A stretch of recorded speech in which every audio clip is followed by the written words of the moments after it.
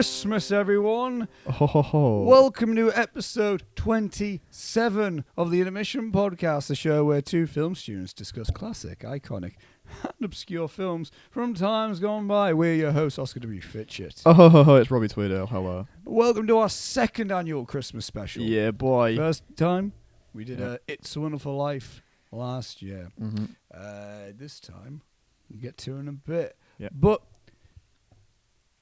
what a merry time it is. What the merriest of times right now. Buckle up, baby. It's podcast time. In your sleigh, though. Buckle your seatbelts in your sleigh because it's Christmas. Exactly. It's Christmas time. Exactly. It's almost like I didn't necessarily think about doing the video until right this moment.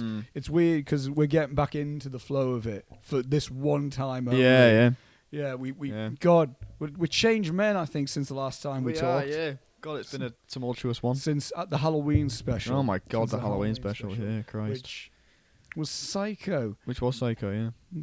Good time, that. Yeah, it was a good time, mate. We're going to have a good time as well. We're going to have a lovely time with this one. So at the time of recording this is, in fact, the 2nd of December, breaking the illusion full right transparency.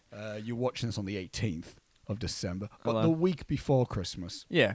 But yeah, here we go. Yeah. We're all jolly. Well, we're almost all jollied up. Yeah. I've got my cardigan. I'm sorry, everyone. I left my Ninja Turtles Christmas jumper at home, and we have this for video listeners. I have these. I have these antlers, which I could be wearing, but they've got bells on them. Jesus Christ, that would be something for audio listeners. Yeah, for audio listeners, I don't know how bad it actually is.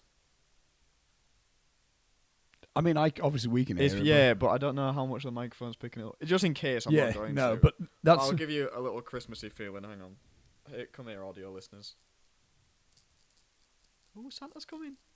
Oh, he's on his way. Magical. Oh, my God. But we both are rocking Christmas socks. Yep.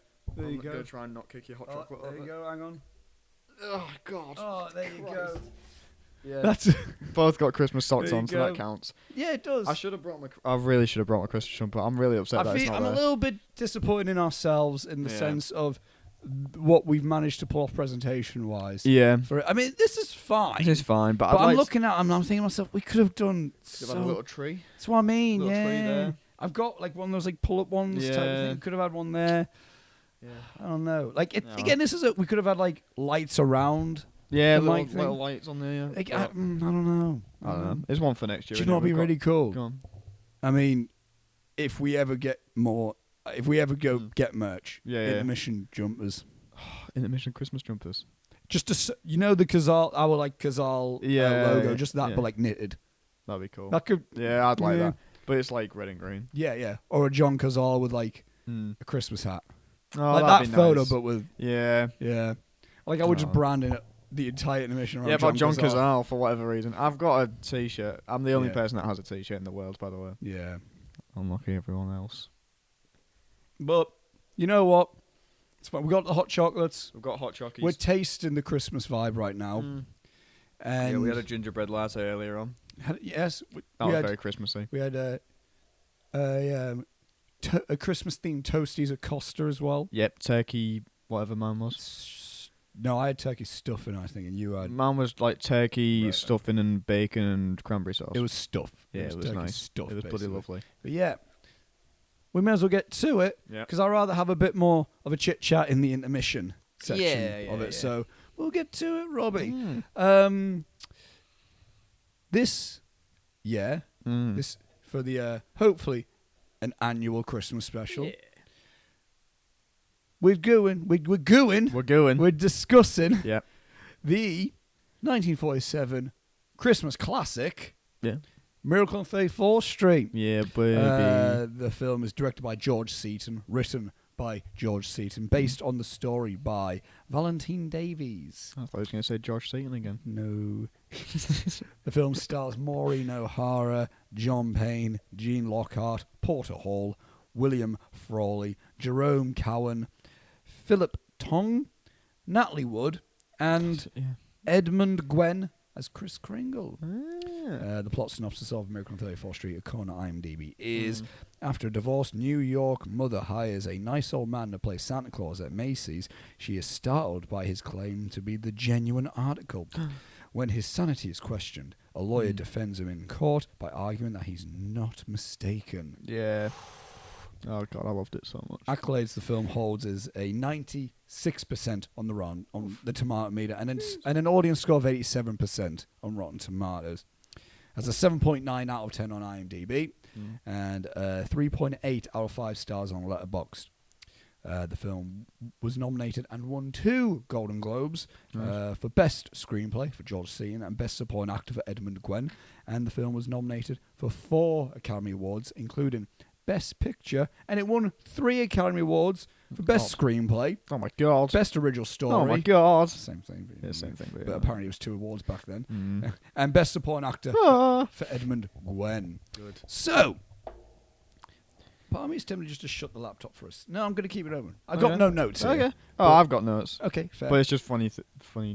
But before we get going, bit of comedy. Before we get going with this, want to remind people, we talk spoilers. So if you're new to this, Christ, yeah. If you're new to this, we talk spoilery detail about the films. If you haven't seen A Miracle on 34th Street, get out. Or just stay about. If you don't care. Yeah. It's only Miracle on 34th Street. Chill by the fire. Yeah. With your cup of hot chocolate. Yeah. You put the Bing Crosby record on halt for a second to listen to this. Everyone chill out for a minute, all right? We should go on vinyl. We should release episodes on vinyl. Oh my fuck, that would be genius. We should look into that. That's such a wanky hipster thing to do as a podcast, but release your episodes on fucking vinyl. We could fucking hack into a market, Robbie. Oh my god. I'm a fucking genius. Oh, I'm good. I might genuinely look into that. I'm so fucking smart. If we can release each season in vinyl. That's what I'm about. No, we fucking cool that. I am so smart. Jesus. But yes, we talk spoilers about the films that we talk on here, so there you go. My relationship with Miracle on 34th Street is that I remember watching this. I can't remember when abouts it was. I want to say this wasn't a film I grew up on. I want to say that as well. Okay. I didn't grow up on. Similar to It's a Wonderful Life, I didn't grow up on it. I discovered it later when I became a film fan. Actually, I discovered what this was. Yeah.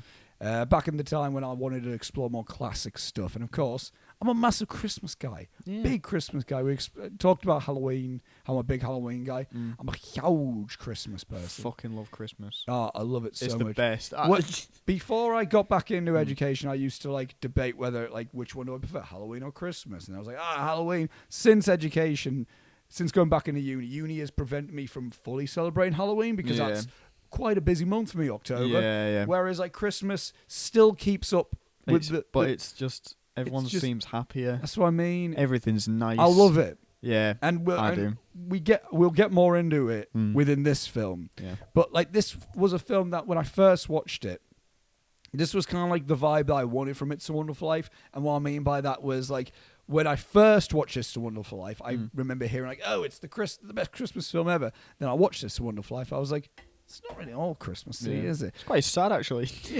Yeah. This guy's life's kind of falling apart. Watch our episode from last year where we can talk about when we talked about It's a Wonderful Life. So, but this film was exactly the vibe that I thought I was going to get with It's a Wonderful Life when I first watched it. It's a cool old school classic Hollywood film, which I've discussed in episodes prior. That just gives a magic warmth to me. Anyway, that time period of film and cinema just gives me a warmth. Anyway, so you got a nice little old school classic film anyway, but then when the whole thing is Christmassy as well, it's a good vibe. I was really into it. Got really into it, and it's kind of been a casual yearly viewing for me, in the sense how sometimes you have films that are it's not, we have to watch this. It's not Christmas unless you watch this. This isn't that with me, but I always seem to end up watching this every year because it's always one of these things where I'm like, what should I watch? Miracle. Yeah, it's always one of those. So again, big fan. Love it.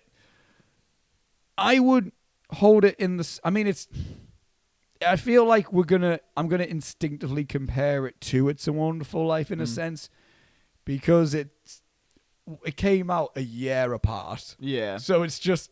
naturally there as well. But also it's just an older film. That's a Christmas film. That's just regarded as one of the best Christmas films anyway. Just one of those ones that's always in discussion. Yeah. Apart from that, there's no link at all to it. Like, this is completely like not linked at all to it. Yeah. But yeah, we get more in detail with it. I don't know how many times I watched this again. Many. Yes. Love it. And I look forward to talking more about it within this episode. Yeah. Robbie, your relationship with this film? Never seen this film. I've seen, though, the Richard Attenborough one. I want to say I've never seen that, actually. With Matilda. Mara Wilson, yeah. That one. Yeah, I don't remember it. I've seen it like once when I was like 7. Because my mum loves watching that film.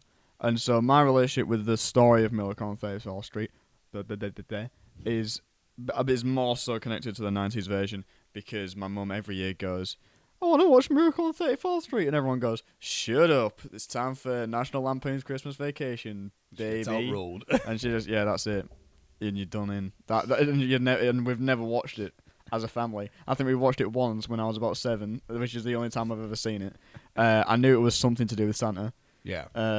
But things came back to me whilst I was watching this. I've been like, oh yeah, it's a guy that's actually Santa Claus. Yeah. I remember that now. But yeah, I don't really remember a lot of it, because every year is just get out of here. It's time for some Chevy. It's time for some Chevy Chase. Bless her. Go cook the bloody turkey, Janine. And it's like stuff like that. Where my dad's a horrible person apparently. But supposedly, I don't know. I have my Christmas traditions. I watch Gremlins every year. Never seen Gremlins. You're a lunatic, but that's fine. But yeah, I loved this. This was great. I mean, like you were saying about comparing it to It's a Wonderful Life. It's a Wonderful Life feels more. Oh yeah, that's a great movie. That's like a classic film. Whereas this, it's just such a nice warm hug of a movie. Yeah. It's so fun, and it's hilarious. By the way, it's so funny. This movie is so funny. I was howling at this. This time watching it is the first time I've realised the fucking script's really good. Actually, it's really funny, and like so many of the jokes hit for me, and it just made me feel warm and nice inside. I had a point that I was going to say. It's stupid. It's a stupid film. I've made a few notes on things that are stupid in this movie. But I don't care, because it's just nice. And you know what? I'm going to just say this outright on the podcast. I'm sorry, Mum. We should have watched this. We should have watched this years ago. It's great, and I apologise, all right? There, I said it. There you go. Yeah. There you go. I just had a little quick glance at George Seaton, because he's someone I'm not familiar with. Yeah. He's not a name that you see. No. Like, with It's a Wonderful Life, it's like Frank Capra. I remembered what my point was. It's a Wonderful Life feels so much older. It does, doesn't it? Like, it's weird. It's weird. It's only a year older. Yeah, that's what I mean. It's only a year older. Like, there's only a year between them, but It's a Wonderful Life feels so, like, cemented in its time. Whereas this movie, I'm watching it and I'm like, I understand why you'd remade this. Yeah. Because it's a very just modern story anyway. I feel like it's again, we can get more into it in specific, but I think it's also the setting of each place. Yeah. Whereas like, It's a Wonderful Life is like this small town that feels very like, gee Willikers. Like, exactly. Whereas like, this is New York. This is like New York, as you'd say in this. Yeah. And like, I feel like, and also it's focused on the commercialism side of Christmas. That's a big thing in this movie. I'm a big fan of all of that stuff. Yeah, all of it's handled really well. But like that, I thought that only became like a thing that people really spoke about coming into like the 2000s and the 90s. Yeah. But now it's like, even in this movie, back in the 40s, in the 40s, it was like, Christmas is over commercialized. It's actually kind of sad. It's weird because it's when Kris Kringle goes like, in the last 50 years, there's been a big change. And then I was trying to think about, 50 years. Jesus Christ, that would have been like 1890 something. I'm like, that's right. How long has Christmas been happening? Yeah. But I prefer this to lots of Christmas films now. Like, The Santa Claus, get out of here. I don't Santa Claus, I've seen it. Yeah. Fine with it. Okay. I mean, I have lots of questions about that movie. But also, it's not a film that I herald being like, it's a Christmas gem of a slam. Exactly. Where, like I got where's it at?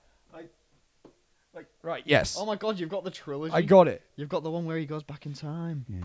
I need to have a chat with Lewis because I noticed he changed our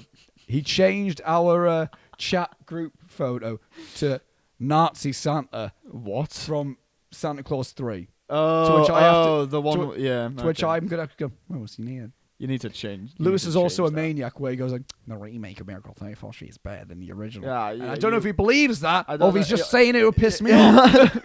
But he's also saying the Santa Claus is the greatest Christmas film ever. And I go, It's a Wonderful Life. He goes, I've seen it like once and I'm alright. We've never seen it again. What? I'm like, but there's so many. Anyway. Yes. Sorry, the Santa Claus confuses me. Initially, he was meant to kill Santa Claus in that movie. Yes, he was. He was just going to shoot him, which is hilarious. Fine with it. Yeah. There's many fine Christmas films. The Grinch. Get out of here. The original story of The Grinch is incredible. And I will say the short animated is also really good. Ron Howard. Get out of town. That has a nostalgic place in me, but yes. Not a fan.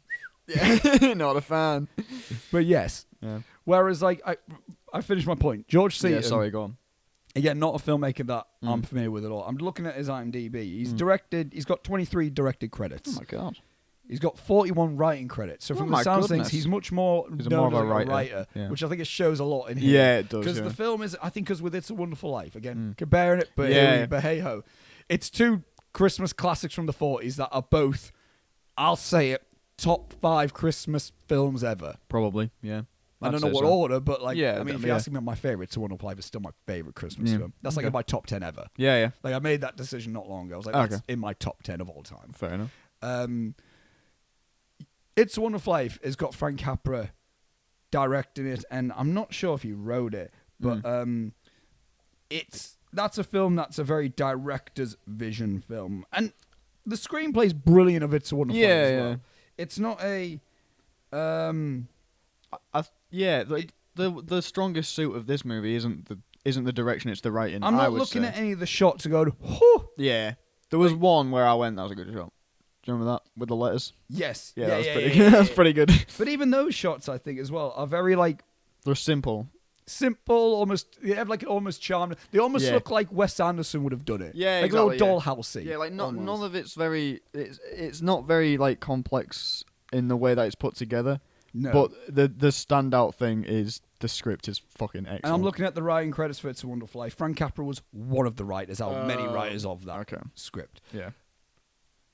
I feel like since George Seaton was he wrote the screenplay, he directed it. Yeah. It adds a bit more of a personal, like almost.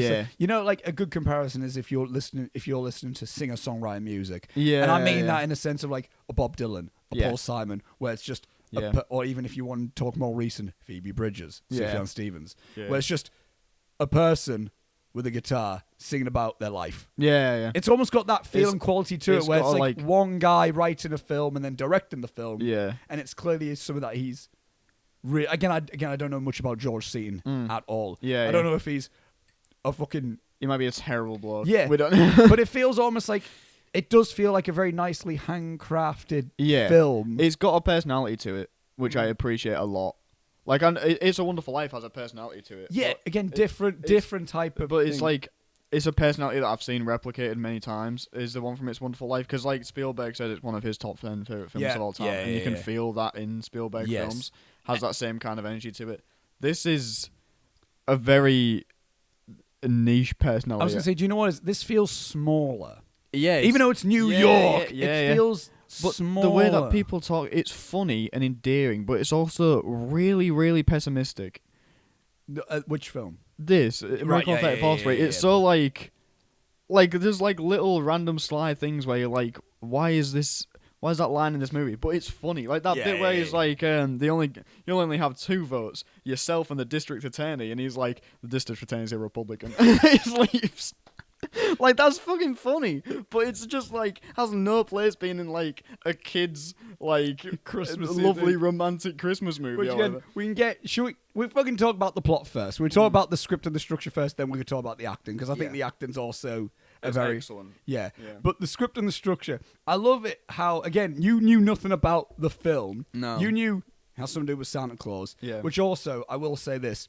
again, I'm a huge Christmas fan. I've also been open in the sense, like, I'm not big on high fantasy stuff. Yeah. For some reason, I'm a big geek about Christmas lore. I don't... Christmas lore. Genuinely. It's when Oscar breaks out his big book of Christmas canon. Genuinely, I remember being a kid and trying to fucking piece together shit about, like within the Rankin Bass Santa Claus is coming to town. The little stop motion. I fucking love that shit, by the way. I fucking love it. Again. And so it's like, when I find out that little short stop motion anime film from the same people that you know about. I know what you mean, like the same guys who did Rudolph. Yeah. Like, when that's just like, basically Santa Claus origin. I'm like, oh my god. And then I'm watching, I'm like, this is fucking... It's not... Where does the one where Kurt Russell is Santa fit into canon? Mate, I love that film. Christmas Chronicles. Yeah, I haven't seen the sequel. I didn't hear that was great, actually. No, I don't think it's great. But like, the original, mate, I'm into it. Where does that fit into Christmas canon?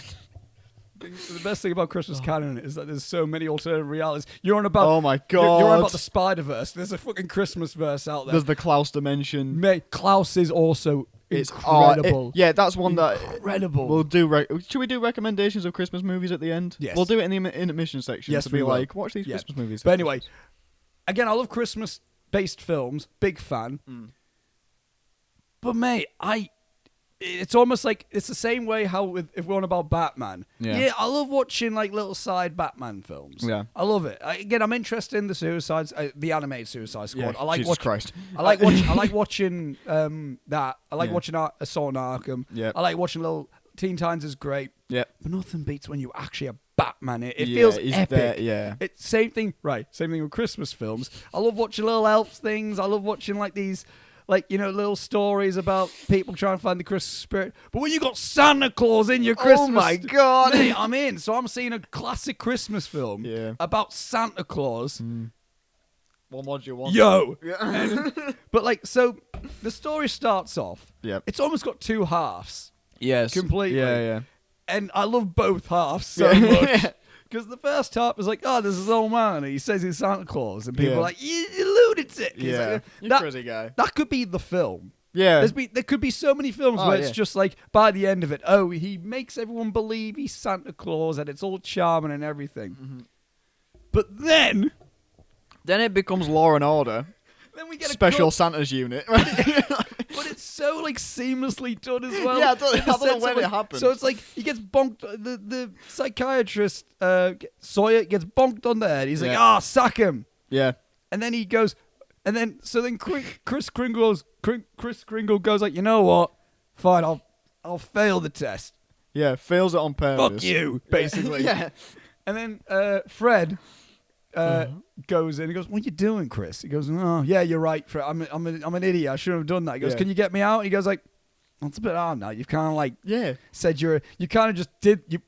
There's an actual medical test to say you're a lunatic now. It's like, oh, well, so now the law has to get brought into it to get him out. So then it snowballs, snowballs into like having to legally prove that this man is Santa Claus legally. Remember when we were watching? Just full transparency again, we were watching this just before we recorded. Yeah. And I turned to you at one point and was like, Is this what the rest of this movie is? Just a fucking courtroom drama about proving this one guy is Santa Claus. And that's another section thing. I love me some courtroom dramas. My favorite films to our younger men. Right, so classic films, check, love it. Christmas films, you got it. Christmas films with Santa Claus, yes. Yep. A courtroom drama, you sealed the deal. Oh my god!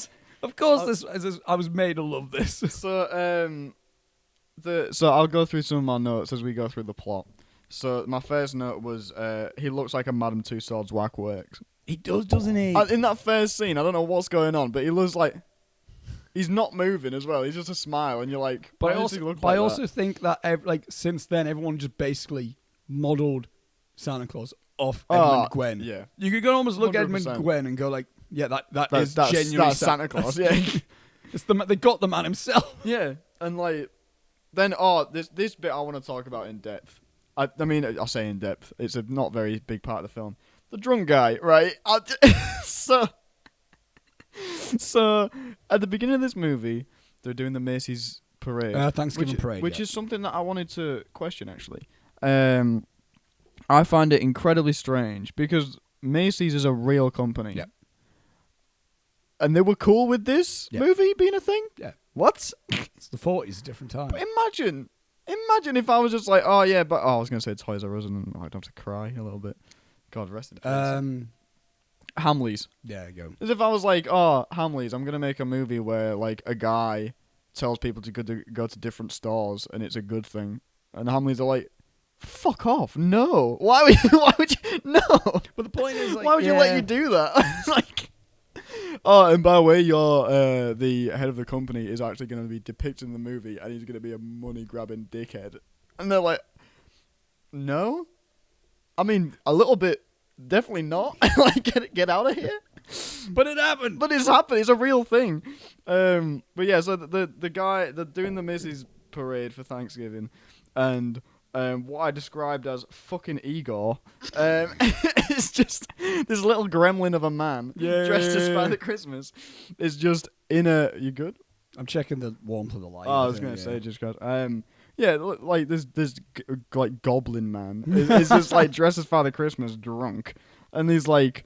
actual Santa Claus comes over, fuming. Chris Kringle, Chris Kringle himself. What are you doing? Comes over. He's like, "You're denouncing my name. You're shitting on the children or whatever." He basically said, "I can't remember the exact." Yeah, but he doesn't come over and say you're shitting on the children, but he goes and gets Mrs. whatever Doris Watson. I don't know, Walker maybe.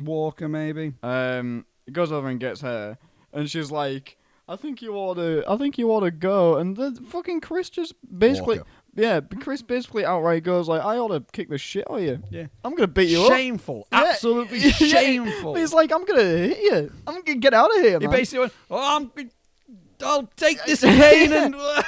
And they're like, the funniest part of this whole sequence, which I appreciate it to no end. What did the guy keep saying? The guy kept saying something over and over again. I can't remember what it was. He went, how else is a man meant to keep What's warm? a man ought to do? Yeah. What's a man supposed to do? It's like saying like, I need to drink alcohol to keep warm. Yeah. So fucking Miss Walker basically just goes, he needs that costume because Chris Kringle agrees to be Santa Claus in the Macy's Day Parade. Well, first he's like, I don't know. Then he looks, he goes, the kids are gonna be fucking... exactly, because he's a good guy. And Miss Walker goes like, he needs that costume, and people just come and strip this drunk man in the street. The elves. If anything's gonna scare the children, it's just stripping this. It's just Santa getting ransacked by elves and stripped naked in the street. You're not the real Santa. For his clothes, and I imagine, we don't see it, but I imagine just getting kicked off into the gutter or something. It's like, just get away. Like, oh god, that whole thing made me laugh. And then we get introduced to Fred Gailey.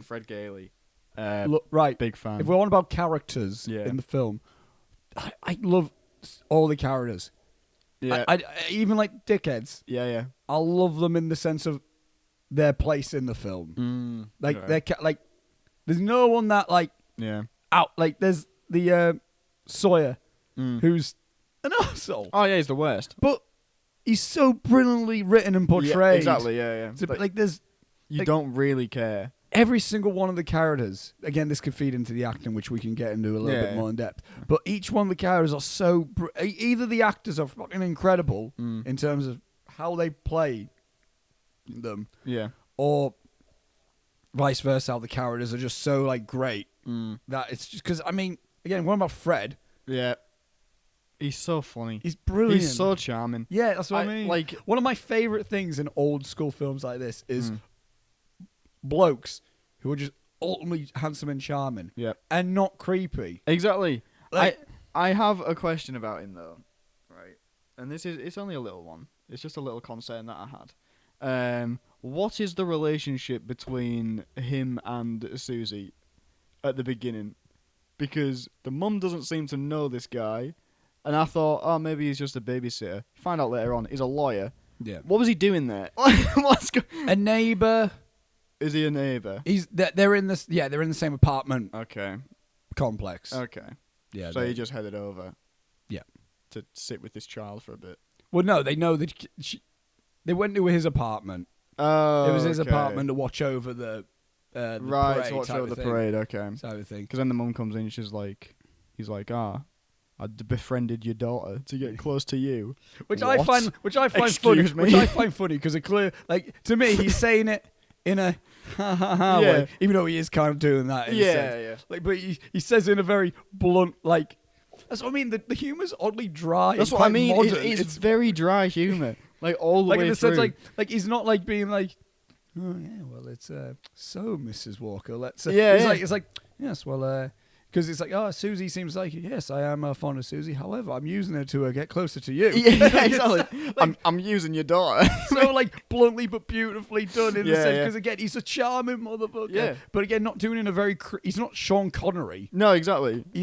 He's again. He's closer to Jimmy Stewart in terms of his charm, charmometer. Yeah, he is. In the way of charmometer. Yeah. Jimmy Stewart, I still think, is the most charming man we've ever talked about on this podcast. Yeah, I'd say Or was there anyone else? That's a bold claim. I just realised that. Goldblum, Jurassic Park. A smooth bastard. When he's doing the chaos theory thing on Ellie's hand, that's insane. Yeah. I'm trying to think of other charming guys we talked about. Tony Curtis in Some Like It Or is a bit charming. He's got good. Jack Lemmon isn't charming. He's a bumbling idiot. He's lovable. Yeah, he's lovable. a bumbling charming, idiot. Don't know. I'm trying to think of charming people. I'm trying to think of what we've talked about. I'm rewinding it back in Definitely my head. Not Lex Luthor. Gene Hackman. Yeah, definitely not him. He's a terrible bloke. There's no one in the Coppola film that I can say is charming. No, never. No. Trying to think of people now. Bruce Lee and Where the Dragons Are. Bruce Lee's pretty charming. I'll say he's a charming man in that. Yeah, he's a charming fella. But I would say Fred Gailey. Yeah, he's up there. It's him and Jimmy. Yeah. Jimmy Stewart is the charmer. Yeah, in It's a Wonderful Life. Yeah, it's George Bailey. George Bailey, Freddie Gailey. Fred Gailey. George Bailey, Fred Gailey. Yeah, the charming boys, as they know. And 40s Christmas film. Gailey and Bailey Limited. Yes. Charmy boys. Hey, you come over here and we can charm your socks off. That's all you do. You pay us $5, we'll charm your bloody socks off. All right, then if you could charm me, I'll give you this. Yeah. They've made a business. They've made a living from it. Can't say you didn't charm me there. That's the spin-off I want to see. Bailey and Gailey. I want to see a crossover of George Bailey Goes to New York. Yeah. Oh my god. To expand his business. Oh my god. Meets Kris Kringle. Oh my god, that'd be incredible. And he goes, I told my girl I'd lasso the moon for her. Yeah. And Kris Kringle's like, don't worry about it. It's like, oh, I can do that. Yeah. Gives him the moon for Christmas. Here you go. Amazing. The seas are fucked. Here's the moon. Everything's fucked. Most people on Earth are dead. Here's the moon. So the film is, I would say, it's a film of three. Yes. It's three films. It's a Christmassy film. Yep. It's a family Christmas film. Yep. That's got like this, nice little warm. It's got the single mother, the daughter, and the charming neighbour. Oh yeah. And then I guess Santa. Santa Claus. Yeah. So that can be just like a nice little family flick anyway. But then there's also a Christmas film about commercialism, which is also interesting, I think, and what is actually the true meaning of Christmas. Yeah. Which we're probably going to end up breaking that down. No, mate. Yeah. What's the meaning of Christmas? Not. Well, not yet, mate. Not yet. But also, then it becomes a legal drama. Yeah. And it's really good at being that as well. It is, yeah. Because I don't know how it's balanced as well as it is. It makes no sense to me. But it's three. It seems like a movie that I would go up and pitch, and everyone goes, "What are you talking about? What are you doing?" Santa Claus is in court. Santa Claus is trying to convince people that he's really Santa Claus, and then he goes to court about it. But it almost like what? I think it's like when we're watching the film again, we can feel the vibes off each other. It's elevating, and we're like, "Fucking do it, fucking do it." Yeah. Like he's like, because it's like, oh well. Because then at first it's like, get like Chris out of the medical, get him out, put him back on the streets. It's basically that's the first court case. That's the first hearing, and then like Gailey goes like, oh well, if the issue is that he says he's Santa Claus, like you believe that you're Judge Blair, because you are, So who are we to say? That you're not. Yeah. And he goes, yeah, but he's saying he's Santa Claus. Exactly. Yeah, and then it's like, what do you mean? It goes, it's like, that's why I'm going to take. Yeah, that's why we're going to go to a trial to prove that this man's Santa Claus. I was like, what? Like, come on! Like the second day is just proving that Santa Claus is a guy that could exist, and it's like, what are we doing? What is going on? And then the first bit of like the trial is like, I'm going to bring. Hang on. Oh my god! Yeah, when he brings his son. Oh my god! I love this bit. Tommy Mara, and he goes, me? He goes, no, Tommy Mara Jr. Oh and then God. he brings his son. I said this to you. The bollocks on the man. So like the absolute and this is what I mean. baller move. Fred Gailey is just what did, like first, even before we find out he's a lawyer. Still an absolute it's still charmer. Great. Brilliant introduction. You mentioned it. Yeah. Brilliant way to introduce he is a lawyer. Yeah. Brilliant. And then like because that's not just his character. We find out who he is anyway. Yeah. And then the fact that this is a lawyer who's now like, yeah, I'm going to do that. Yeah. The fucking cojones on the man to do the baller move of going, do you know who I'm going to bring up to the stand as a witness? The prosecution's son. It's like, what? Is that even allowed? And then it's like, oh, so who is? Do you believe in Santa Claus? Yes, of course I do. Because it goes like, do you understand the difference between the truth and a lie? He goes, of course. You're never meant to tell a lie. Yeah. He goes, excellent. Good. And then he goes, right, okay, do you believe in Santa Claus? Yes, I do. No. He goes, oh, what does he look like? He's right there. That's him there. Yeah. Perfect. And then he's like, oh, now why do you believe in Santa Claus? Because my daddy said he does. Yeah. And you wouldn't lie to me, would you, Daddy? He goes, and he's like, it's like the prosecution's just like, Jesus Christ, what have I done? Because it's like, it's now in a court of law that's like, you have legally said. Yeah. You have. It'd be like if someone was defending a murderer, right, and the prosecution being like, he's a murderer, then got brought up a witness that said, well, the prosecution told me that he definitely didn't do it. So. It's beautiful because it's like, right, the kid said he's not lying because he said that's a bad thing. So and he goes like, yeah, my daddy said Santa Claus exists and he wouldn't lie to me. Oh my God. And then it's so it's brilliant. like, it's a legal court of law that you've actually said he exists. Yeah. And you'll find that he doesn't. What do you want? It's fucking mental, but at the same so time, good. I'm watching this and going like, I mean, yeah. Dude, because this could have went into a farce. This whole court thing could have went into a fucking farce. But its believability in making us go like, it takes it the whole thing unbelievably seriously. Logistically, like logistically, it all makes sense. Yeah, that's what I mean. It's like in a logistic manner of court. It's like I guess. I mean, to which then it's like then they goes we need to like take a recess. And then like the judge is like, I mean, realistically, what do I do? Realistically, I should call this because this is bullshit. Yeah. And then like Gimbal. Is it Gimbal? That? Yeah, it's called Gimbal. Yeah, I know. Yeah, and he's like, well, and then wasn't the things like, well, you can't prove either way. Yeah. So then it's like, he's like, then legally has to be in court. It says legally it has to go to court that the question of whether or not he is actually Santa Claus. The question of like, one, does Santa Claus exist? Two, if he does, is it this man? Yeah. It's like there's no proof either way. There's no proof either way, so we have to do it. Which is brilliant because that is legitimately what court's about. It's meant to be about gathering stuff to prove this unknown fact. I'm gonna try and pull from AS level law here and say the phrase "beyond reasonable doubt" is the phrase that it is. Yeah. I failed that, by the way. I got a U, but it's the only which is also only thing I've ever failed. I was very upset by it. Continue. But it's also that's what I mean. It's a genius concept because it's like it's a silly thing, but also if you put this into a court of law, there's no definitive answer. Yeah. That's what court's for, to get the definitive answer. Exactly. Which means if you're going to prove he doesn't exist, you need to prove why. You need to actually have proof to. You can't just go, well, he doesn't. Yeah. Because then it's like, well. Where's your evidence that he doesn't exist? Yeah. You know what I mean? It's so... But then it's like, okay, now you need to find proof that he is Santa. Which is like, it's... The way I would have loved a whole film of that, though. Yeah. Honestly, like, genuine. I mean, I love the film that we got. Because you got the nice warmth with it. Yeah. But it's such an interesting concept to have this thing about, like, is this man Santa? Does Santa exist? Let's go for it. Can I explain to the listeners how they prove that he is in fact Santa Claus in a court of law? It is genius. Because it's so smart, right? Okay. Anyone who hasn't seen the movie, I'm gonna blow your fucking mind. And anyone who has seen it, oh boy, you know it. Oh my god, right, okay.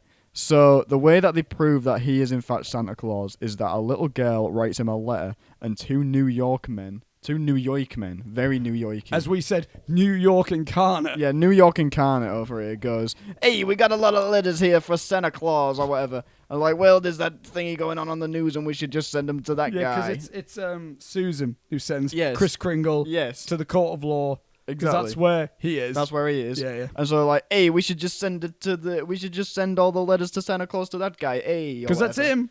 And then on the morning, Fred Gailey's sat there and he's like, I ain't got any fucking evidence. This whole thing could be a bust. To which Kris Kringle's there go like, it's fine, you did your best. Yeah, exactly. Good. Because he's the best guy, right? Sorry. Oh, I've just thought of another crossover, but I'll give it. I'll give you in a second. And this guy comes over to him and just whispers something in his ear. Brilliant. Right. You don't see what it is. Amazing framing as well. I'm not being funny because we get like the prosecution in the foreground. Yeah. And then that conversation's happening in the back. You see it. Yeah. It's good. And it's like, oh, what did that guy just come and tell him? And then it turns out that he's like, then Fred Gailey goes up and he has like a brilliant sequence in the sense like he's got 3 letters. Yeah, he has 3 letters. He goes up and he goes, these letters were addressed to Santa Claus, and therefore, and you know, he first gives a little history of the postal. Yeah, the postal office and how legally it's seen as any letter that's sent to a person is the government of the United States officially recognizing that person as that person. Yes. So he then has 3 letters addressed to Santa Claus that got delivered to Kris Kringle because of the postal service, and they're like, but that's just 3 letters. You know, if you can have more. John Mara is like, 3 letters. It's 3 letters. What does that mean? And Fred Gailey's like, oh, I've got more if you need to see it. And the judge is like, yeah, bring it. And he's like, put it on my desk. Yeah, and he's like, I'm not sure you want that. And he's like, put it on my desk. And he's like, all right, bring him in. Doesn't even get. He goes, yeah, he doesn't even say anything. He just turns around and does one of them, and then like 20 bags full of letters just get dumped on the guy's desk, and it's the best. Oh, it's so satisfying. It's so. You got Kringle smiling because. Oh my god! But again, we could talk about Edmund Gwen's performance specifically when we do talk about the acting. But but you got Kris Kringle just grinning, and and it's such a warm smile and reaction, not because he's like, I'm free, but it's like all those people, all those children. It's oh my god! You don't even need words in that moment. You can see in his face where it's like he's so fucking elated. Yeah, God, it makes me so happy. Just all of it is just like, this is excellent. What a great idea. Yeah, because it's like, and then Gailey goes, so by a legal federal government, this man is legally Santa Claus because all of this is addressed to him. Yes. And he's legally been recognized that that's his identity. Yeah. And then the judge goes, you're right. I literally can't dispute this. This man is Santa Claus. And then at the end of the movie, because I don't think personally that this is what the film's about, but like there is kind of a question of is he actually Santa Claus? And the whole time I was like, he is, right? Yeah. He just is the whole time. And then at the end they kind of confirm it and are like, oh yeah, he actually was the whole time. Santa Claus is a real thing. Yeah. And it's like, all right. And you just believe it. You're like, but yeah, also, cool. I'm not watching this film to be like, oh, let me have the twist that he isn't. Exactly. No, I want just make him Santa. Make him fine. Santa. It's great. It's wholesome. Yeah. I love it. Here was my crossover suggestion, right? And I'm just going to say 2 words to you. Well, 3 technically. Kris Kringle, Paddington. Just the 2 most wholesome fellas, right? Kris Kringle, Christmas Eve, running a bit late. Oh no, how is he going to get all the presents out in time? Paddington somehow, I don't know, falls through a portal in a tree or something. Somehow ends up in the North Pole, and it's Paddington and Kris Kringle team up to deliver all the presents to the children on Christmas Eve. If that isn't Paddington 3... then what's the point? What's the point? What's the fucking point? Genuine. Like, what is the point? If you're not doing that as Paddington 3, what is even the point? Paddington and Santa. Who would be a good Santa now? But he's that type of Santa, I mean. Like it's got to be a very distinguished British actor. That you in my eyes. Well. Yeah. If Richard Attenborough was still alive. Jim Broadbent would be good. Is he already in Paddington? Yes. He's Mr. Gruber, isn't he? He's the that would have been gold, though. That would have been gold. I feel like he's already... I don't know why in my head he's already been Santa. Probably. He seems like he would have been at some point, doesn't he? Oh, my God. There's someone that's an obvious choice. Let me think about this throughout this podcast. But also, do you know what's funny? A little bit of a detour. Not a complete detour. Yeah. But, like... Because... That only occurred to me because I briefly said to you at one point, like, what would be amazing if there was a Paddington and Fantastic Mr. Fox crossover? Yeah. Purely because it's gold. Imagining Mr. Fox trying to, like, do a heist, and you got Paddington just there. Just wandering about. Yeah, he goes, and it's like... And then I said, like, I pitched a brilliant concept of a scene. Paddington picks up the apple cider, thinking it's marmalade. Oh, perfect. But, like, so then my point was, then I thought of, like, Wes Anderson, and I remember there was one point where he got asked, like, what have you got a film that you wouldn't mind doing? And he's like, I wouldn't either mind doing a horror film or a Christmas film. And he said the reason for a horror film was like it's so out of his wheelhouse, so it'd be an interesting thing for a try to put his style in that genre. Oh, that's quite cool, yeah. And he said for a Christmas film, because I think it's just a golden opportunity for that man to do a Christmas film. Yeah, that's perfect. In my head, Christmas Carol, Ray Fiennes as Scrooge. Yeah. Come on. That's perfect, yeah. But his reason for it's like, I mean, with the Christmas films, you make that one film and you keep getting royalties for it because it gets shown just every year, so it's an easy way to make money. He basically just went, it'd be a good way to make bank. Legendary. Excellent. And he's not wrong. No, he isn't. Michael Caine. Yeah. There you go. Yeah. Sorry, continue. Yeah, definitely. But, like, again, example, this is... I just don't know how we're going to get all these presents out in time. You're amazing. I'm trying... This is like a... No, 1, 2, 3, 4, 5, 6... This is a 74-year-old film, and it's going to keep getting watched. Oh, yeah. Well, it's like It's a Wonderful Life. Yeah, that's what I mean. Like, that's... I'm literally... every year. I mean, by the time this has come out, on the 14th of December, I'm literally going to see It's a Wonderful Life in Tyneside. Oh, nice. Just again. Yeah. First, didn't go last year because COVID. But, like, that would be my... 1, 2, 3, 4, 5... This will be my 5th time seeing the cinema. Brilliant. So I'm gonna keep doing it. It Every year because it's a tradition now. It's fucking incredible. Yeah. That's what I mean. So if you can truly hack a Christmas film, perfect. Like Richard Curtis could have not made another film for the rest of his life and live off Love Actually. He could have just lived off Love Actually. I mean, I'm glad because he did About Time. Yeah. Which oh my God. Yes.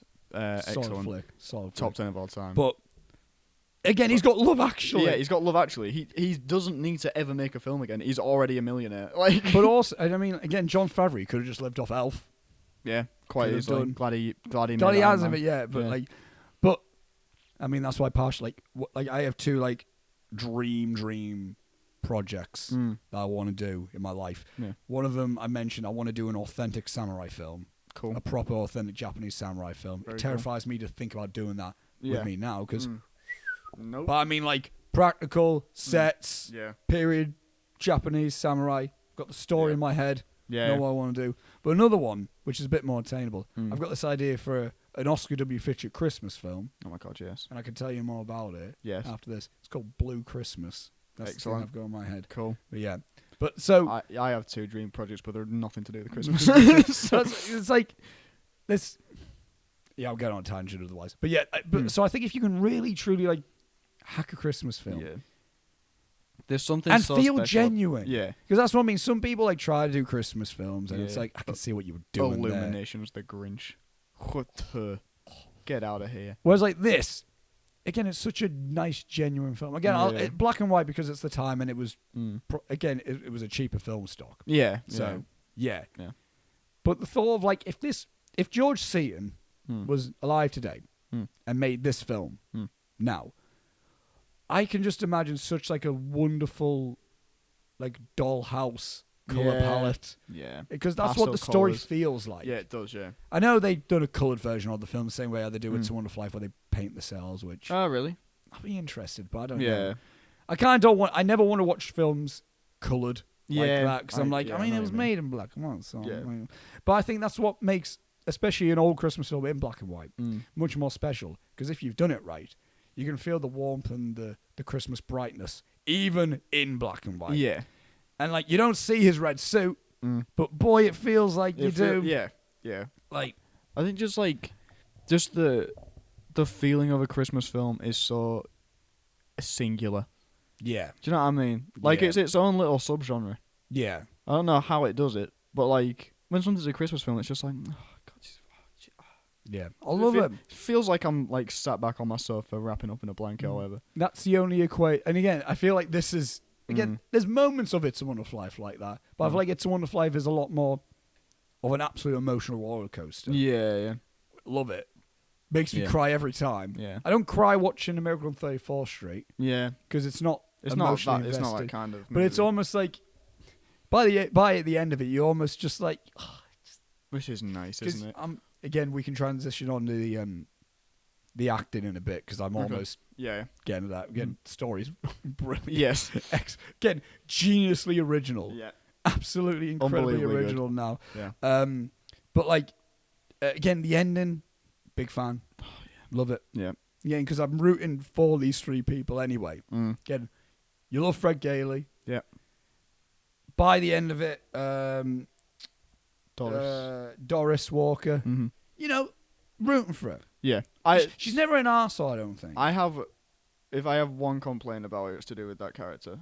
Okay. If I have one complaint about the whole movie, it's that she is going like, I believe in him or whatever, but there's no scenes to show the progression of that character. Yeah. Like the emphasis is more on scenes between Chris and and Susie. Yes. Yeah. And then you don't. They made that deal of like Chris would convince Susie and Gailey would convince Doris. Yeah. But you never see the Gailey convincing Doris scenes. No.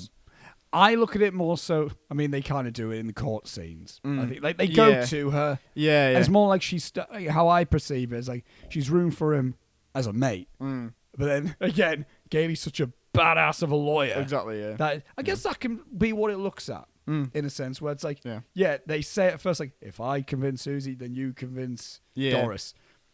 Not thinking that legally they would have to do that. Yeah. Yeah. They're just doing it as like mates. Legally speaking, we need to convince both of them. Like now we do. Yeah. So I kind of look in a sense of like, Chris by default convinced Susie. Yeah. Because he got all the letters. Yeah. And then Doris looks at it in the sense Gailey did it because he's the lawyer. Yeah. So I think I guess that could be looked again. That's such clever writing now I think about it. Where it's like Susie can, as a child, thinks Chris won the court case. Yeah. And whereas like Doris looks like the legal lawyer won the. So it's like it's like I guess you can look at it in that sense where like that's how Doris was convinced. Yeah. Because she just watched Fred bring forth legitimate facts. Yeah, legitimate evidence, Because again, if I was a kid watching this, I would be looking and go like, yeah, Chris. Yeah. But as an adult, I'm like, fucking get in, Fred. Come on, Fred. You did it. My guy. You did it. Before we move on to characters and acting and stuff, I would love, and anyone out there, if it hasn't already been done, but anyone out there that feels like they have the time on their hands and the capacity to do so, there is an edit in here somewhere to make Chris look like a fucking lunatic. Yes, there and is. Make this a horror film. It's in there somewhere. Even if you just put together a trailer for a version of this movie that is a horror film, it's so like just so many lines. That bit where Fred at the end is like, "I might have let something go. I'm just gonna ruin." It's like, but he's like wide-eyed. Yeah, like, he's like, "What have I done?" Yeah, it's like music change can make that like. Yeah, exactly. I like the bits where it's like he would know he was. It wasn't Santa Claus. It was Krampus. Yeah, exactly. Yeah, exactly. And like the bits where he's like looking at the psychiatrist and he's like, "But I am Santa Claus," or whatever. Like you just put like a fucking like black gauze effect on that. Boom. That's a horror movie, right? Yeah, genuinely, yeah. Yeah. You'll have to see it. But the end, you found in the ending? Oh, yeah. Yeah. Yeah, I love it. I love the cane. I'd have loved to... no. Again, the little things like, is there a slide? Is there a swing? Yeah. There is a swing. There is a swing. Yes, yeah, there is. Yeah. I believe. Yeah. I think that she... Natalie Wood. Yeah, it's good. Should we move on to that then? Yeah, go on then. Let's move on. Characters and acting. Yeah. Because I think if anything... equals the story. Yeah. The characters. Yeah, I would say which so. I think is also an essential part of a Christmas film. Yes. Of any film. 100%. Of any film. Yeah, of any film, but like, Christmas movies. I make a prominent... Again, you can watch the 12 Angry Men episode. I go, like, that's just all character. Yeah. Also all story as well. That's a good, like, in between. But I think that's what a lot of, like, good classic films do. Is, like, you introduce a really interesting story, and then you have these characters that we get interested in around that story, which makes the story a lot more interesting. Talk about this with It's a Wonderful Life. I like... The story's interesting. I like George. But then we get invested in George and Mary Yeah. and all that stuff. Same thing here. Story's interesting. Yeah. But if I don't give a fuck about Kris Kringle... Oh, he's the best guy. But if I don't give a fuck about Fred, if I don't give a fuck... Then the films... If I don't give a fuck about Susan... Yeah, exactly. Then it's like... She is charming. Natalie Wood? Yeah, big fan, she's big fan. funny in this because it's like... It's again, something that I wouldn't expect from 1947 is a kid performance that is A, good, and B, like, not like this wide-eyed, like, everything's amazing kid. She's like, nah, Santa's not real, and also fuck you a little bit. Yeah. She's just kind of a dick. It's like, Again, I love her. Again, but she's not, like, irritating. No, Natalie Wood, I'm a big... Again, we talked about it in West Side Story. Yeah. I mean, obviously, she's a grown-up. I didn't realise that it was the same woman, and it just makes me go, oh, West Side Story, what are you doing? Yeah. She's putting a voice on in that movie. That's not good. But ignoring that, she's really good. She's really good in this. But it's like, again, she's really good. Love her in this. Yeah. But also, again, as I said, she's also great in Rebel Without a Cause. All three very different roles as well.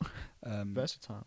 She's but again, it's like even like instantly. Again, I'll put her on the same level as like Jacob Tremblay from Room.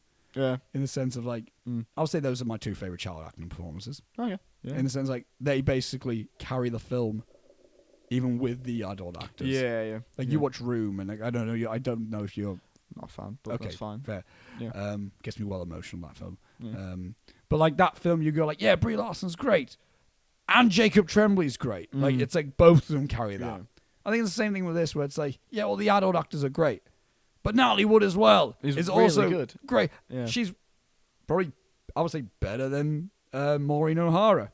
Yeah, I would Doris. say so. Yeah. But again, right, this is what I was going to say in terms of the characters. Each actor playing their character fits in exactly with what that character should be. Oh, yeah. It's not a cast that are all trying to outshine each other. Yeah. It's almost clear that, like, Edmund Gwen's meant to be He's the guy. But he's not showy Santa. Yeah, no. He's just wholesome. Yeah, and Maureen O'Hara and John Payne, they're clearly the two lead female, lead male. Yeah. Like that. Yeah. Like classic 1940s lead male, lead female. Yeah. Like their two performances would not be out of place in just another film from the 40s. Yeah. Like just whatever. But then you got Natalie Wood, who is, again, so interestingly versatile and complex as a child. Yeah. In the sense of like, yeah, because again, it's... She plays the earnestness really well, but she also plays the really pessimistic side of her. It's the bit where Fred's like, "Oh, it's a giant." Again, the first conversation. Yeah. That's a giant. There's no such thing as giants. Yeah. But she's not being a cunt about it. Yeah, she's not being a dick. She's just, She's like, "Well, Mr. Gailey, I think you're wrong." Yeah. It's like even like when they're in the line to meet Santa for the first time. Yeah. And Fred's just like, "Let's just chat to him. Why not?" Yeah. And she's like, "Why?" Yeah, but he's not real. Yeah, it's fine. Yeah, and then she goes, "All right then." And then he goes, "Hello, what's your name?" "My name's Susan. What's your name?" Yeah. Kris Kringle. I'm Santa Claus. She gives the all right. Not like, "No, you're not." That's the thing. It's like again, a child performance can be very, "No, you're not." It's like, you don't. Just shut up, man. But it's like she gives the. Yeah. Again, it's like. It's charming. That's what I mean. Yeah. Again, it's got that level of personality to it, where it's like this. Just the whole thing, like this is a character that I feel like people are gonna sweep under the rug. And you know what? He was one of the standouts for me. I fucking loved Alfred. Alfred's great. What a great guy. When I little scroll in the remake, apparently that actor's in it as a doorman. Really? Yeah, they got him. That's So yeah. Oh, great. Is the character Alfred in the remake? That's not the character he plays. Obviously, but just out of curiosity, is Alfred in it? Because I loved Alfred. I think he was great. But that's a good little Yeah. Like, nice other character for Chris to talk to and be inspiring to and all this kind of stuff. I love it. It makes me happy. If he is in it, he wouldn't be called Alfred. Oh my god. Well, in the remake, there's Chris Kringle, but with 2 S's. Yeah. There's a Dory Walker. Brian Bedford. That's Fred Gailey. Brian Bedford. Why have you got to change Fred Gailey? Is it him? It's Dylan McDermott. Yeah, I think that's... He looks like he would have been Fred Gailey. Yeah. Who's... Oh, it's Mara Wilson. She's Susan Walker, so that's... Mara Wilson. Oh, yeah. She's Matilda. But yeah.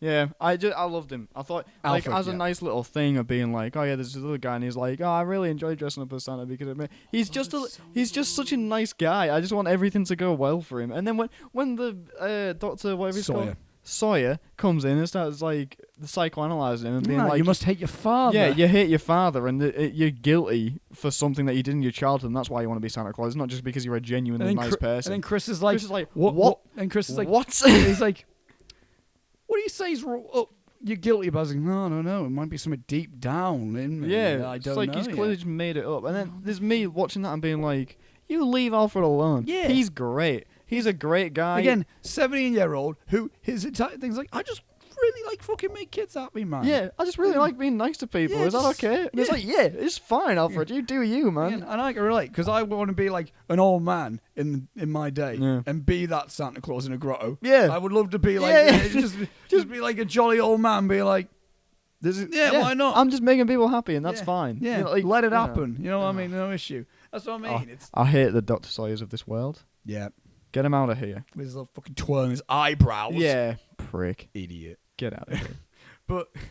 You dickhead. Yeah. So, Natalie Wood, I think, again, brilliant. Yeah. And her... Again, I think every actor in it has great...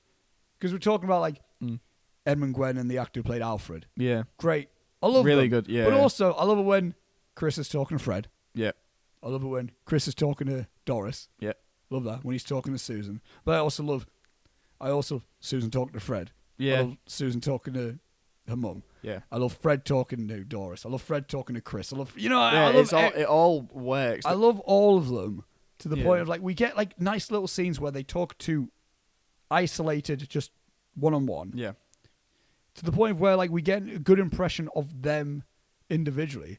That by the end of it, when they are all together, it's like, oh, it's a proper family. Yeah, it's a little family dynamic. Because again, we all, like, I think we can say this as well. Because again, in terms of, like, you can talk about family, but also just if you're just close to anyone. Yeah. That, like, me and you, we can just talk together. Yeah.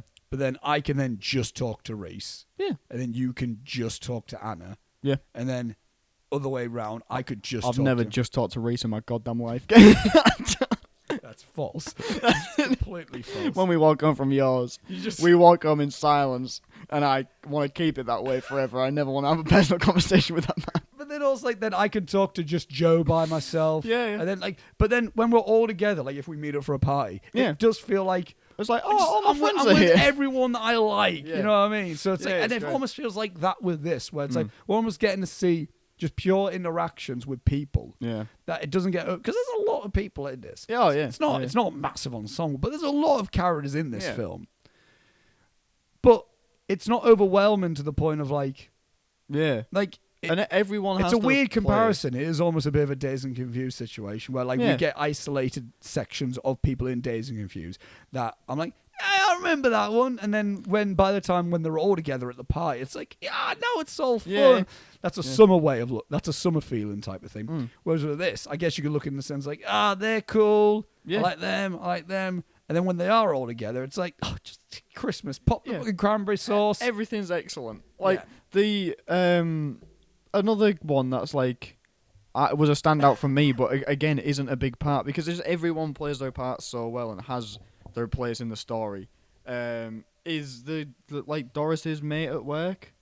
Oh yeah. He was great. Like, but like at first you almost think he's a bit of a weasel. Yeah, but he's just kind of the bumbling idiot. He's not really anything. The one where he's like, they're recommending someone else. Yeah. What? And then he's like, He's in charge of the toy section. Exactly, yeah. That guy, it's like everybody is a scene stealer in the scenes that they're given. Like, nobody needs to have, like, the big role in this movie to be a standout performance. No. Because, like, in every scene, it feels like everybody wants to be there and everyone is having a fucking great time making it. Again, that's what I mean when I say about how, like, it feels like it's George Seaton wrote it, George Seaton directed it, so it's clearly, like, his film. Yeah. Like, he thought, well, it was not his, it was a story by Valentine Davies.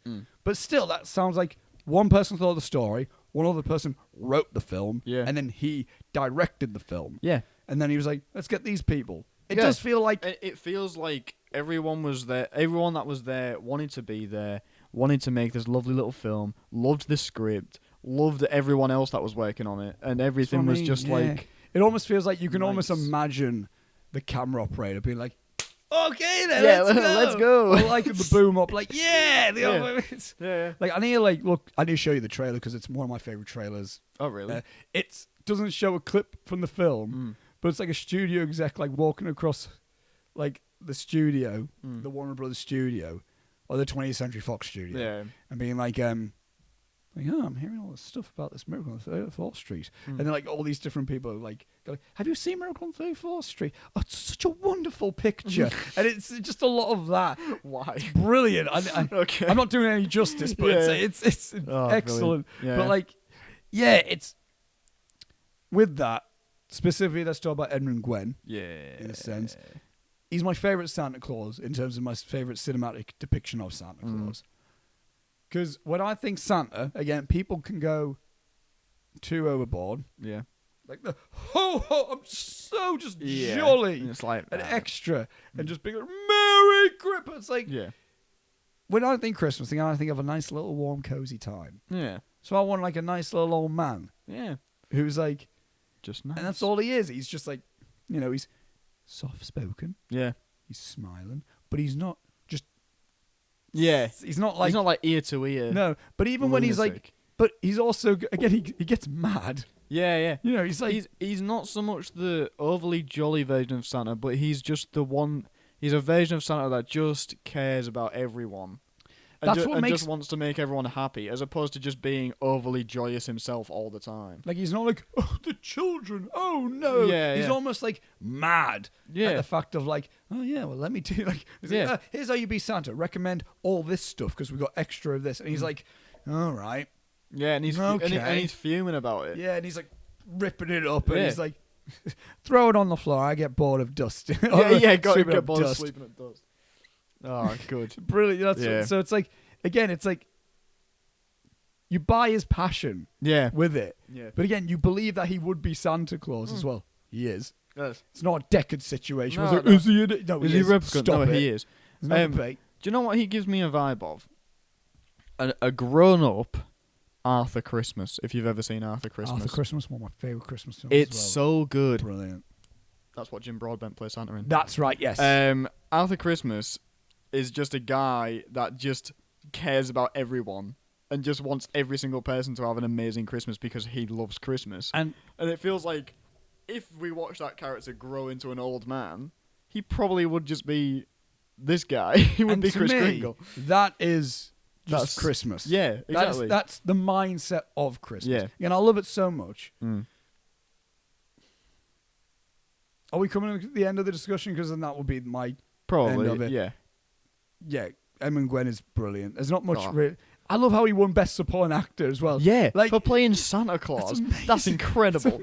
What a time to be alive. Exactly. Again, I love the little moment where it's like Doris is like, after he's just won the court case, it's like, oh, it's Christmas Eve. It's like, oh, how about you come for like Christmas Eve? Like, I'm busy. Yeah. Oh my God.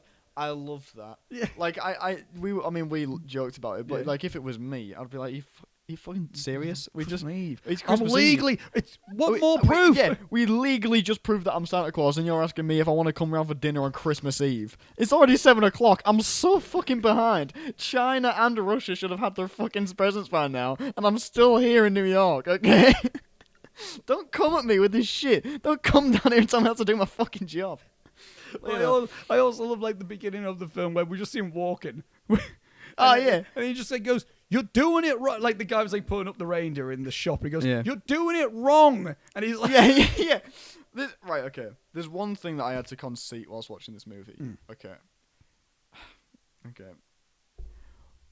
What's Santa doing? Like, actual Santa. Right? What is actual, legally proven Santa Claus doing in New York? Getting a job as a fucking shop Santa Claus and like as a marketing thing. Yeah, shouldn't he literally be in the North Pole? It's December. This movie takes place over, I don't know, probably 2 weeks. Yeah, about like that. in the 2 weeks leading up to the ending scene being in Christmas Eve. It's like the Thanksgiving parade, so it's like November going into December. Yeah, so it's like, it takes place over the course of, I don't know, 3 weeks or something, leading up to Christmas. That's the busiest time of the fucking year to be Santa Claus. What are you doing in New York? Get back to the North Pole. Your elves are probably shitting themselves, thinking, where the fuck's he gone? Where is he? Oh, he's just put his black coat and his trembly on to go for a fucking wander. Still? Around New York. And they're like, what's he doing? And then they're watching it on the news going, he's in fucking court. What's happening? What's he doing? I want to see that alternative film where it's like... yes, I'd love to see the reimagining of Miracle on 34th Street from the elves' perspective back in the North Pole, being like, what the fuck is going on? What if he gets... Why what if he gets sentenced?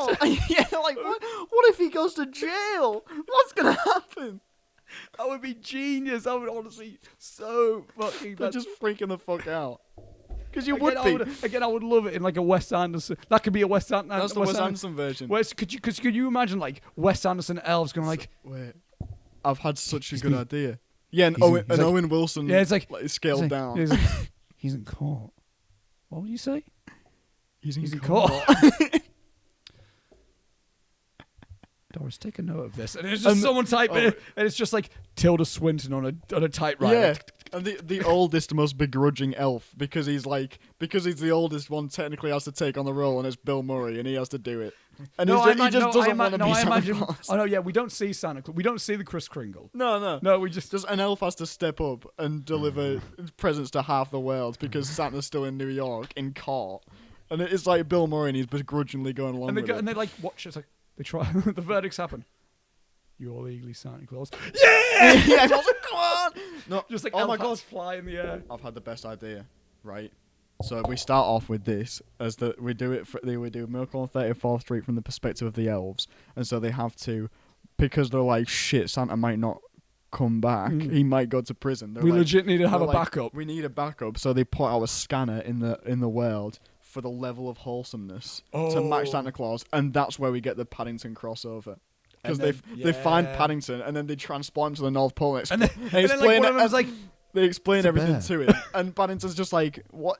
What? But he's so into it straight away. You got like Willem Dafoe elf, like, it's a bear. It's a bear. And Paddington's like, well, I'd be happy to help. You know, he's being Paddington or whatever. And then the midpoint is when Santa's been released from thing with the positive verdict. While Paddington's on the sleigh, just passing through, and then they have to like grab the walkie-talkie and be like, Paddington, he's free. Yeah, and then they have to do an Arthur Christmas style, Mission Impossible style mission to sling Santa up into the air at the exact point that Paddington's gonna fly over, and then we get the crossover, and the rest of the third act is them delivering presents together and saving Christmas. You see, this is why I love Christmas lore, because there's so much you can legitimately do. God. There's so much you can legitimately do with this stuff. And I love how this is, again, I'm glad this isn't we're in the North Pole film. Yeah. Because it's just New York. Yeah, I'm fine with it, but it still feels proper Christmassy and wholesome. And I'm going to write that movie, and it's going to be called Paddington Saves Christmas After a Miracle on 34th Street. That is brilliant. Oh my god, yes. But, that's what I was going to say. Leading on, I fucking love the film. Yeah. Absolutely adore it. It's so good. I'm not sure if I might end. This might be the day I give this 5 star, because in my head this was always 4.5. But watching I'd bang up to 5. But watching it in my head, watching it just now, I'm like, but it's so like just. I have no faults. Exactly. Except the whole what is Santa doing? Yeah, but that's also like. But that's like if you didn't have that, then what's the movie? Yeah, exactly. You know what I yeah. mean? So. But my whole thing with this is that again, we're on about Edmund Gwen's performance as Kris Kringle. Yeah. We're on about like that. That's just like, everything that like again Christmas is fucking This is what I love about Christmas. Again, this is what I think it's like what I love about Christmas because again, we talked about it in Dazed and Confused. I'm fascinated with time and growth in time. Yeah. And stuff like that. And Christmas to me is a holiday that is purely all about growth. Yeah. And this is why I feel like we should never not tell children about Santa Claus. I feel like that should always be a thing we tell. Yeah. Some people go like, you're just lying. Again, example in this situation. Yeah, you're lying. But like, no, I don't buy that because I was never a kid that when I found that out, I was never like, what? That's it. It's ruined. Yeah. Like, I found out, I want to say maybe when I was 11. Like, that's when I got, like, but like, it wasn't even like I got, I'll tell you how I found out what? Imagine if I didn't know. but like, it was never a thing, like, my mum never, like, sat me down and told me. Yeah. I think, like, once I got, like, 6, I think I started, like, maybe click, like, oh, yeah, you click. Maybe. That's what I mean. Most people just catch on to it. Maybe this isn't a thing. Yeah. So I'm, like, 10. I'm like, maybe this isn't a thing. Yeah. And then it gets to 11, when I'm 11. It's like it's my first Christmas of secondary school, so yes. I feel like if I thought any later, then I might have had to get told. But like at this point, I'm like, it's the year the Wii's come out. Yeah. And I want it. Yeah. Just one time, I remember going downstairs, and this was the first year that my stepdad was in our family. Oh, okay. Yeah. And I say this because this would never happen if my mum was in charge of this situation. Right. Okay.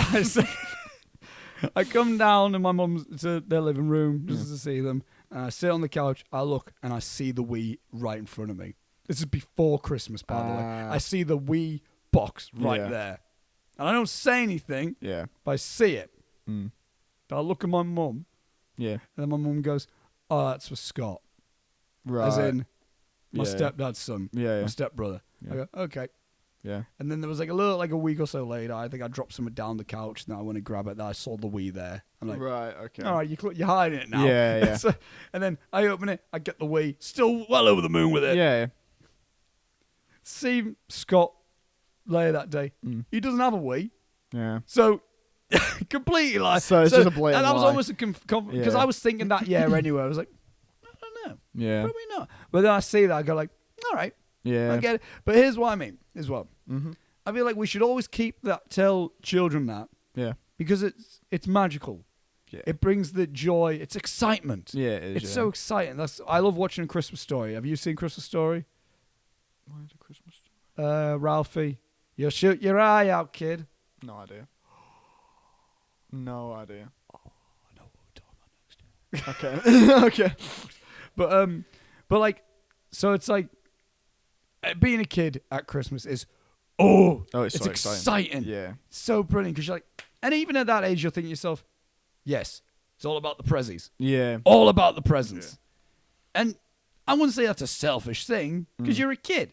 Yeah. That's just what it is to you. You're not in charge of giving. No, all your focus, it's like you're almost, because again, I remember being a kid. Again, this is how much I lived and died by Christmas. Yeah. I was such a good kid. Because in my head, I'm like, if I'm not good for the entire year, I'm going to be on the naughty list. Yeah. And I don't want that. So I think that almost like belted in my work ethic anyway, in the sense of like, you need to play the long haul. Yeah, you need to play the long haul to get, because, that day, when that day hits and you want that action, man, it's going to feel so good. Yeah, exactly. I had horror stories in my head at the thought about like going and there's just coal there. So I'm like, God, like, honestly, I think I'm as good of a person as I am because as a child, it's been so ingrained into me where it's like, Father Christmas might just not get me anything. Yeah. So, again, that's a positive thing. It makes your kids behave. Yeah. Even if you're technically bribing them, but like, but whatever. It's still, like, but then then it gets to Christmas. Then you go to the grotto. And when you're a kid and you believe, and you're going to the grotto, you're meeting Father Christmas. Yeah. It's like, and then when I thought myself, I think I remember being like 7 or 8, and I thought myself, that's not really Santa. That's not really Father Christmas. And Mum was like, "What do you mean?" I go like, "I can see his beard. Yeah. Like I can see like it's." Yeah. And then my mum, then genius as well. She goes, "Oh well, Father Christmas can't go to every place in the world, so he has people go out for him, and then they tell him what you want." Yeah. So I thought, oh, that makes sense. Yeah, it all adds up. And then I even got even more because again, Christmas shops like buy this for Christmas. And then I thought to myself, Mum, but doesn't Father Christmas make the stuff in the North Pole? And she goes, sometimes he does, but sometimes he has to go out and get the stuff himself. Yeah. So that's what I'm like. Oh, so then again, I think this helps because I had so many questions about this. Yeah. And my mum gave me again all the lore, all the perfect answers. Yeah. So I'm like, oh, okay. So I'm building so I think that's why I'm fascinated with Christmas lore because for a good chunk of my life, that was my that was reality to me. Yeah. So I'm like there, but then once I discovered that he wasn't there, Christmas wasn't shattered for me. No. If anything, it's a bit more like, all right. Honestly, for me, yeah. Gave me more appreciation of my parents. Yes. Because I was like, it's not this mystical, magical guy that's been doing it. My parents have just been caring for me for so many years, and that's cool. Yeah. Even to the point of like, I will leave cookies out. I'll leave a carrot and milk. I don't think I left cookies out. I think I just left milk for Santa. Yeah. And then a carrot for the reindeer. Yeah. And I'll wake up, and I'll see the milk gone. And then I would see just a nibbled carrot. I'd be like, oh my God, he came. I remember like waking up at like, once like 5 a.m. just opening my eyes because you just excited of Christmas. Yeah. And I see the silhouette of the sack. Yeah. I go like, yeah. And then I look over and I see just an empty glass and I shout while I'm on my bed. I go like, Mommy, he's been. Just that level of excitement. Yeah. But I don't want to like get up because I'm like, am I allowed to get up? Like, and I'm looking at it. And I go like, clear my mum's shut. And she goes like, I just hear her because I would leave my door open and my bedroom would be like across the hall from her bedroom. And she'd be like, not just yet. Yeah, yeah. And then I'm thinking, okay. And then in hindsight, like now I'm like, oh, she clearly didn't get it. She just didn't want to get up yet. Yeah. Just knackered. Like, yeah, I think me and my sister found out probably at the same time. So I was younger than her. I was probably about 9. Right. Or something when we found out. But we only found out because we're sneaky pricks. Yeah. That's the only reason we found out is because we would look around the house. We realised that Mum and Dad hid the presents that they got for us around the house, and so we'd go looking for them on Christmas Eve. Yeah. We'd go and look in their usual hiding places where they hide stuff. Like the alcohol that we used to slip at 6 and like no. So we'd have a look around, we'd find shit. And then, like, the next morning we'd wake up and then it would be the stuff that's in the sack at the end of our bed and we'd be like, But that's a fucking genius tactic. For any parents out there, right? Genius level plays that my parents used to do so that they didn't have to get up in the morning because they knew we'd wake up early. The Santa sack that they would make, they would leave at the end of our bed for when we did wake up, and the rule was you're allowed to open the presents from Santa as soon as you wake up, and then the presents that are from the family will go down and open all together when everyone's awake. And so when we wake up at like 5:30 fucking excited, I'd grab my Santa sack, fucking run into Maddie's room, and we'd open those together, and then at like 8 a.m. or whatever, when my parents want to wake up, they wake up and they're like, oh, what did Santa bring you? And then you look through that and whilst Mum gets the dinner ready, because she gets it all prepared, and then we go and open actual presents and stuff. Yeah, fucking genius way to not have to wake up ridiculously early on Christmas morning because you clearly don't want to. But then this is what I mean as well. And then growing up, like even like being a teenie, I still loved it. I still loved the thought because I was still getting stuff. Yeah, you still get stuff. And because I was never a kid who was like, I want this, like.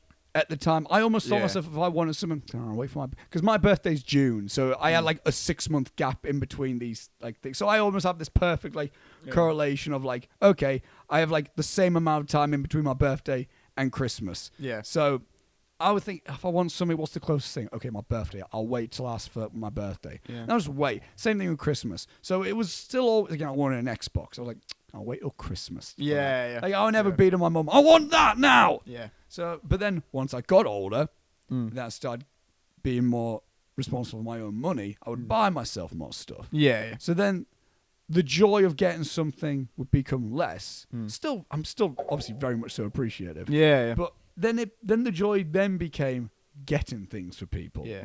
And then that's one thing. And then that's the thing that I learned in the sense of like, then I started loving getting things for people. Yeah. And then them being like, oh, thank you so much. Yeah. Like, that's great. Yeah. And again, not a selfish thing. I just like the fact that they've got something that they wanted. Yeah. Or they needed. Even to the point now where it's like, even like, oh, what do you need? You don't really need anything. And then I'm like, what could be funny though? And then exactly. So then again, with mates, I can't remember if we talked about this on a podcast. But like one year I got Gary and Will signed photos of me. Yeah. Just for a pure piss take. because it's funny. I like the one that I did for Aiden for Secret Santa that year. I don't know if we brought that up on the podcast. I don't think we did. No. I got him a cake with a photo of me and his dad on it. And and it just had Daddy's favourite written on it.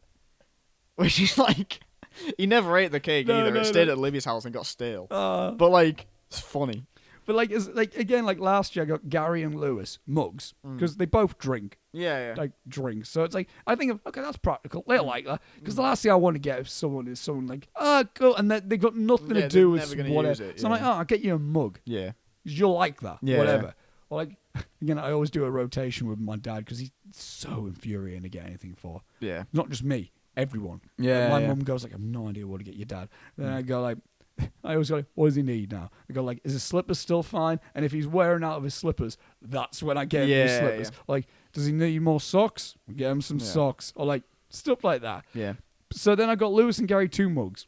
Mm-hmm. But it was the mugs that like, when you put hot water in, there's a picture that rises up. Yeah. So then I got Gary a mug with Lewis's face on it. Oh, that's brilliant. But it was a photo of Lewis that he sent to us when he was like on a ride. It was like a ride photo from like Disney World. But it was like a photo of him like this.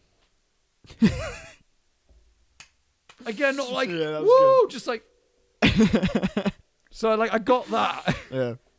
And then like, I got like, I can't remember what the photo was of Gary, but then Lewis got a mug with Gary's face on it, but it was like one of the daft selfies Gary sent us at one point. So it was like ridiculous amounts of headroom. I think Gary was like, so it's just like, like here's a mug, so whenever they, so that's what I mean. It's funny. Yeah. I had a good time doing it. But they have a laugh with it and it's fun, you know. Exactly. Like, So I think, again, it's a long tangent of a point, but like, I think really like the whole point, like, again, it's like the bullshit, like kind of wank. It's a wanky thing to say. Yeah. But like, Santa Claus isn't a human being. He's not a person. Yes. Santa Claus is the mindset of Christmas in the sense of like, when you're a kid, Santa Claus is coming. Yeah. When you're an adult, Santa Claus is still about, but it's the mindset of like, it's the mentality of Christmas. It's like, completely selfishness, like selfishness. Yeah. Selfishness. Yeah. Selflessness. Yeah. Selflessness. Just that. And just giving. It's like, even if you can't physically give anyone, it's like, I always, again, it's the time of the year that like, again, I always try to be nice. Obviously. Yeah. I think I succeed in this, Robbie. In all, Listen. I'm joking.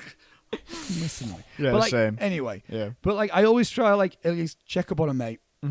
Yeah. Anyway. Yeah. Christmas is the time of the year that I really try and make an effort for that, especially. Yeah. Again, I don't think there needs to be a time of the year to be a good person. Yeah. Do it the same reason why I don't think I think Valentine's Day is a bit bullshit. Even when I was in a relationship. Yeah. In the sense like, I mean, I love you all year. Yeah. Yeah, I know what you mean. Yeah. Like, it's a good day to be like, let's go out and do something. Yeah. But like, it's like whatever. I think Christmas is a similar time, but it's like I think it's a good. It's a period. It's a month of like, let's just be happy. Yeah. Let's be communal. Everyone just be nice to each other. Yeah. Yeah. And more often than not, it does happen. Yeah. Yeah. Yeah. That's why I love Christmas. And in the sense of like, the time changes because I think the point of Christmas changes for you as you grow older. I think. And I'm in my 20s. Yeah. So Christmas is different to me than when I was even in my teens, which is different to me when I was in my aughts. Yeah. And then when I'm in my 30s, I don't know what it'll mean to me, but it'll mean another thing to me. I think I think the next big change of it is when you have children yourself and then doing it, all that kind of jazz, which is terrifying to think about. But I mean, as in like, I can't see it. I can't see it changing between now and then. No, it'll be my placement in my life in terms of what I'm doing. Yeah, exactly. And that's what I mean. I think like, and I'll talk to you more briefly about it with my idea for a Christmas film, depending on how much time we have before we need to go. It's nearly 25. We're good for time. Yeah, okay. But yeah, I'll talk to you more about my film. Yeah, because my Blue Christmas. Yes. Because that's a very Oscar W. Fisher Christmas film. Okay. Idea. Right. Okay. But like, I think with a film like this, this is where I'm tying it back to. Yes. this film definitely has all the levels of Christmas in it. It's got the magic wonder, the warmth to it. Yeah. But it's also got the grounded, like, actual, like, reality to it. Yeah, the reality of Christmas. Without being cynical. Yeah. Again, there's little cynical jokes in it. Yeah. But it's all lighthearted and stuff. To the point of, like, you can be... Again, I think as well, this film can mean a lot of things to you depending on the age you watch it. Yeah. You can be a child watching this film and being like, Santa Claus, Father Christmas, Santa and be real. into that. Yeah. And, like, but then you can also be an adult watching it, feeling the exact mood of Christmas in it as well, which is why I think this is forever going to be timeless. Yeah, I think so. Yeah. But yeah. We're not wrapping up the whole episode. No. Because... can I make a PSA? You do, yes. That was my thing. There'll probably be something else at the end. It's a very off-brand PSA right now. But yeah, it's related to, of course it is, because it's me, Doctor Who, right? I would like to put a public service announcement out to Mr. Russell T Davies, who won't be listening to this, but please, for the love of all things holy, bring back the Doctor Who Christmas special. Because it hasn't felt like Christmas for like 4 years now. Because every year now, they do a New Year's Day special. And it's just not the same. No, it's not. Every year as a kid, you'd wake up and you'd be so fucking excited about Christmas. And then you'd open your presents and you'd play with your presents for a bit. And as a child, you get a little bit bored. Sort of, you know what I mean? No, you do, yeah. Because you're playing with shit like, oh, I got a new video game for Christmas. So you play that video game and you've been playing it for a few hours and you're like, oh, but what's next? Like, I'm loving this video game, but what's next for the rest of the day of Christmas? Is this the rest of the day? And then it clicks in your head and you're like, oh my god, Doctor Who's still on. And every year, the whole family would gather around the telly and watch Doctor Who. And I'd love it, and my sister would love it, and my mum would tolerate it, and my dad would be hating everything in the world, but he'd watch it anyway. But it's such a fundamental part of the Christmas experience. And I think a lot of people, particularly, I was going to say in our generation, does that count? Our generation, you've been alive whilst Doctor Who's been on, kind of. I'm joking, but like it's such a fundamental part of generally about people my age specifically, because when Doctor Who started again, I was 4. Yeah. So my age, and people younger than that, like it's such a fundamental part of the Christmas experience, and it's not there anymore, and it's so upsetting. It feels like such a part of Christmas is missing. So that was my PSA. Just Russell T Davies or anyone involved in Doctor Who that hears this and has any form of, like, say in anything, which no one even will be listening to this, that is that. But, fucking, come on, man. Just bring them back. It fit like, I miss watching Children in Need and seeing a clip released from the Doctor Who Christmas special, and it's all Christmassy. Or I miss, between shows on BBC One, where they do, like, a little advert thing in between, and it's like, oh, it's David Tennant and he's riding the TARDIS, but he's pulled by reindeers. Yeah. What more do you want? I miss it, man. I miss it. That was my PSA.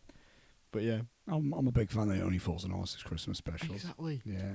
I miss a good Christmas special. Christmas Day when Gold just shows all British sitcoms Christmas specials. Yes. They show the Blackadder one. Yeah. Show the Blackadder one's fucking excellent. Yeah, it's so good. It's a Christmas Carol. Yeah. But Blackadder. It's so and good. And the ending, like he's still fuck this. yeah.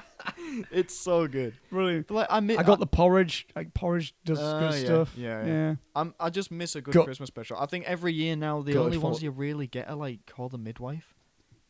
Yeah, I don't know. Which is like, I'm gutted. Flowy Towers never had one. Yeah. That is made for that. That is made for a Christmas special. Yeah. Now you can't even see all the episodes. But that's a discussion for another time. Got the DVD, so yes, I can. Yes, you can. You can't get me, Netflix. The German episode is the best episode, and how dare you! How very dare you! How dare you! Yeah. But yeah, let's move on in the intermission. The intermission section. We'll save the full Christmas chat until the outro. Yeah, okay. Because I feel like that would be a good, nice ending to it. What were we going to discuss? Oh, that's right. Yes, the intermission. What are we talking in the intermission? Before we get into some films, because I want to talk about one Christmas specific film. Yeah, okay. Oh, that's what we were going to do. Recommended okay. film. Yeah, That can be the last bit of the intermission. All right. First of all, I want to remind people. Yeah. Links are still in the description. Oh yeah. For the GoFundMes for us. Mm-hmm. I believe I'm on 380 something now. Yeah, I think I'm on like 280 something. Links are still in the description for our end of year final films. Yeah. Our final films. Oh my God, in university. Mm-hmm. We went through the pre-production phase. Yeah. We're still technically in the pre-production phase. We're still in pre-production. We've got more test shoots in January. Yes. All in all, we won't get too much into it anyway. Yeah. When it's all in all, I think we're on the right tracks with everything. Yeah, 100%. Yeah. Genuinely. Yeah. I am very happy with my side of things, especially. You've got very promising. You got very promising stuff. I've got promising stuff coming up. Yeah. Yeah. It's been a tumultuous pre-production. Yes, it has. It really has. Yes, it has. But that's Yeah. Again, on my end, I would say I looked out so hard with my cast. Yeah. I looked out so hard to the point of where, like, with one of them, I'm not giving any direction. Yeah. And he's like, yeah. Exactly. Yeah. Yeah. Good. But yeah, looking good. You can still donate. You can still support the project. Yeah. Links in the description below. Instagrams will be happening soon. Yes. For mine. I don't know. Do you already have one? Not for the film. I just post it on my own Instagram. Oh, okay. Whereas mine is getting its own Instagram at some point soon. I think it'll probably in the next week or so. I'll probably start talking about stuff. Speaking of that, you can go onto. You can follow the Northern Film Festival. God, yeah. Oh, is yours just come up now? It's now on there. Oh, nice. Yep. We also part of this whole thing. Our class is going to be producing a film festival. Yeah. To showcase our films, but also anyone else. Yeah. I'm not sure if the information will be sorted by this time. The landing page for the website will definitely be up by the time this is up. Yes. So you can follow the link in the description for the Northern Film Festival. Yes. Which will direct you to the social media as well, where you can follow on Instagram and Facebook, where you can see early concept posters for our films. Yes. Mine got put on there yesterday. Yours has just been put on literally just now. Yep. I don't know what's on the story, but it's Neither do I. I think it's just. Is it just me? It's just new post. Oh, excellent. Cool. Fantastic. Yeah. So links in the description for that. Yeah. And I want to move in to something as well. Yeah. And again, links in the description for anything, for any mental health information. Yeah, I'd like to just say about that with particularly this time of year. Yes. It's so important. We say like Christmas is such a wonderful, lovely time. Yeah. A little bit of a PSA. We'll say it now. Just yeah. generally. But it can also, by default, then be a counterpart for anyone else who doesn't feel like that anyway. Exactly. And it can be sometimes the loneliest time of the year in comparison with anything. Like always, I emphasize very highly, the links in the description that are in there are not the cure to any problem. They're the first steps to it. Yeah. But to get more in depth about it, it's definitely a point where, I think people, and again, we can look at this in terms of a reflective point for us, because this is going to be the last video of the year. Yes. Maybe. Last podcast episode of the year. Yeah. Definitely. The last video that we're going to be together in. Yes. There might be one where talk about West Side Story. I don't know. Yeah. But last one we talk about together. And I feel like it's a time where we've just come out of a very stressful point. Yes. Very stressful. And we can only talk about our own knowledge and experiences with any feelings like this. It's been nowhere near as stressful for me this year as it was last year. Yeah. Don't know if you mind me saying it's been a very stressful time for you. Oh, yes. Been a very stressful time for you. Yeah, no, I don't mind that. Yeah, That's fine. Yeah. It's a thing where, like, but again, I would say, again, stop me if I'm putting words in your mouth. I would say what's helped you is you've had people around you. Yeah. Yeah, I'd say so. In any situation. Yeah. Many different people who've given you Yeah. many different types of things to say to you. Yeah. I feel like I am a lot more of a listener than I am a giver of advice. Yeah. Because I feel like that's my advantage. Yeah. But then now I feel like you get someone like one Miss Anna Bant who's very good at just saying stuff. Just say shit. Just Julia, very good at just saying shit. Yes, that's what I mean. Yeah. So I will say that now again. Again, within this time of the year, it can feel lonely. Yeah. It can. There is outlets there for a voice. Yeah. Or for a voice for you to hear, or ears to hear you. Because I feel that's also a very important thing. I think people don't feel like they have anyone to listen to. Yeah. So if you don't feel that way, then there's links in the description for that, for Mind, Samaritans, mental health, and it's blah, blah, blah. incredibly important to just speak to people. If obviously, if you feel comfortable speaking to people, always speak to people. Like, your friends, you might feel as though it is a burden to do that kind of stuff. I know I felt like that sometimes, where it feels like, oh, maybe they don't want to hear, maybe I'm boring people with this kind of shit. If they're really your friends, they'll give a shit. Okay, so fucking talk to people, Yeah. Bluntly, just talk to people about it, because it makes it so much easier. And when people know what you're going through, people become more forgiving. People give you, avenues to, get help and all that kind of stuff. So especially over the Christmas period, winter generally, January is a horrible time for mental health generally across the world. Just try to talk to people and try to, try, I think is the word. Yeah. I mean, I had an example where, again, I've been relatively okay this point of the year for things. But there was one instance, it was after you left when we were on a night out. It was after you left. Yeah. I found myself talking to someone who I ended up just getting a lot off my chest randomly. Yeah. And it was like, that person was very listen-based and also very advice-given, which was brilliant. Didn't realise I needed that, but the moment happened, and it just... Yeah. And so, even unexpected moments like that can just be very... Even if it's stuff that you've already talked about, don't feel like, it's old news. Well, just say. Say anyway. Just say anyway. If it's still on your mind.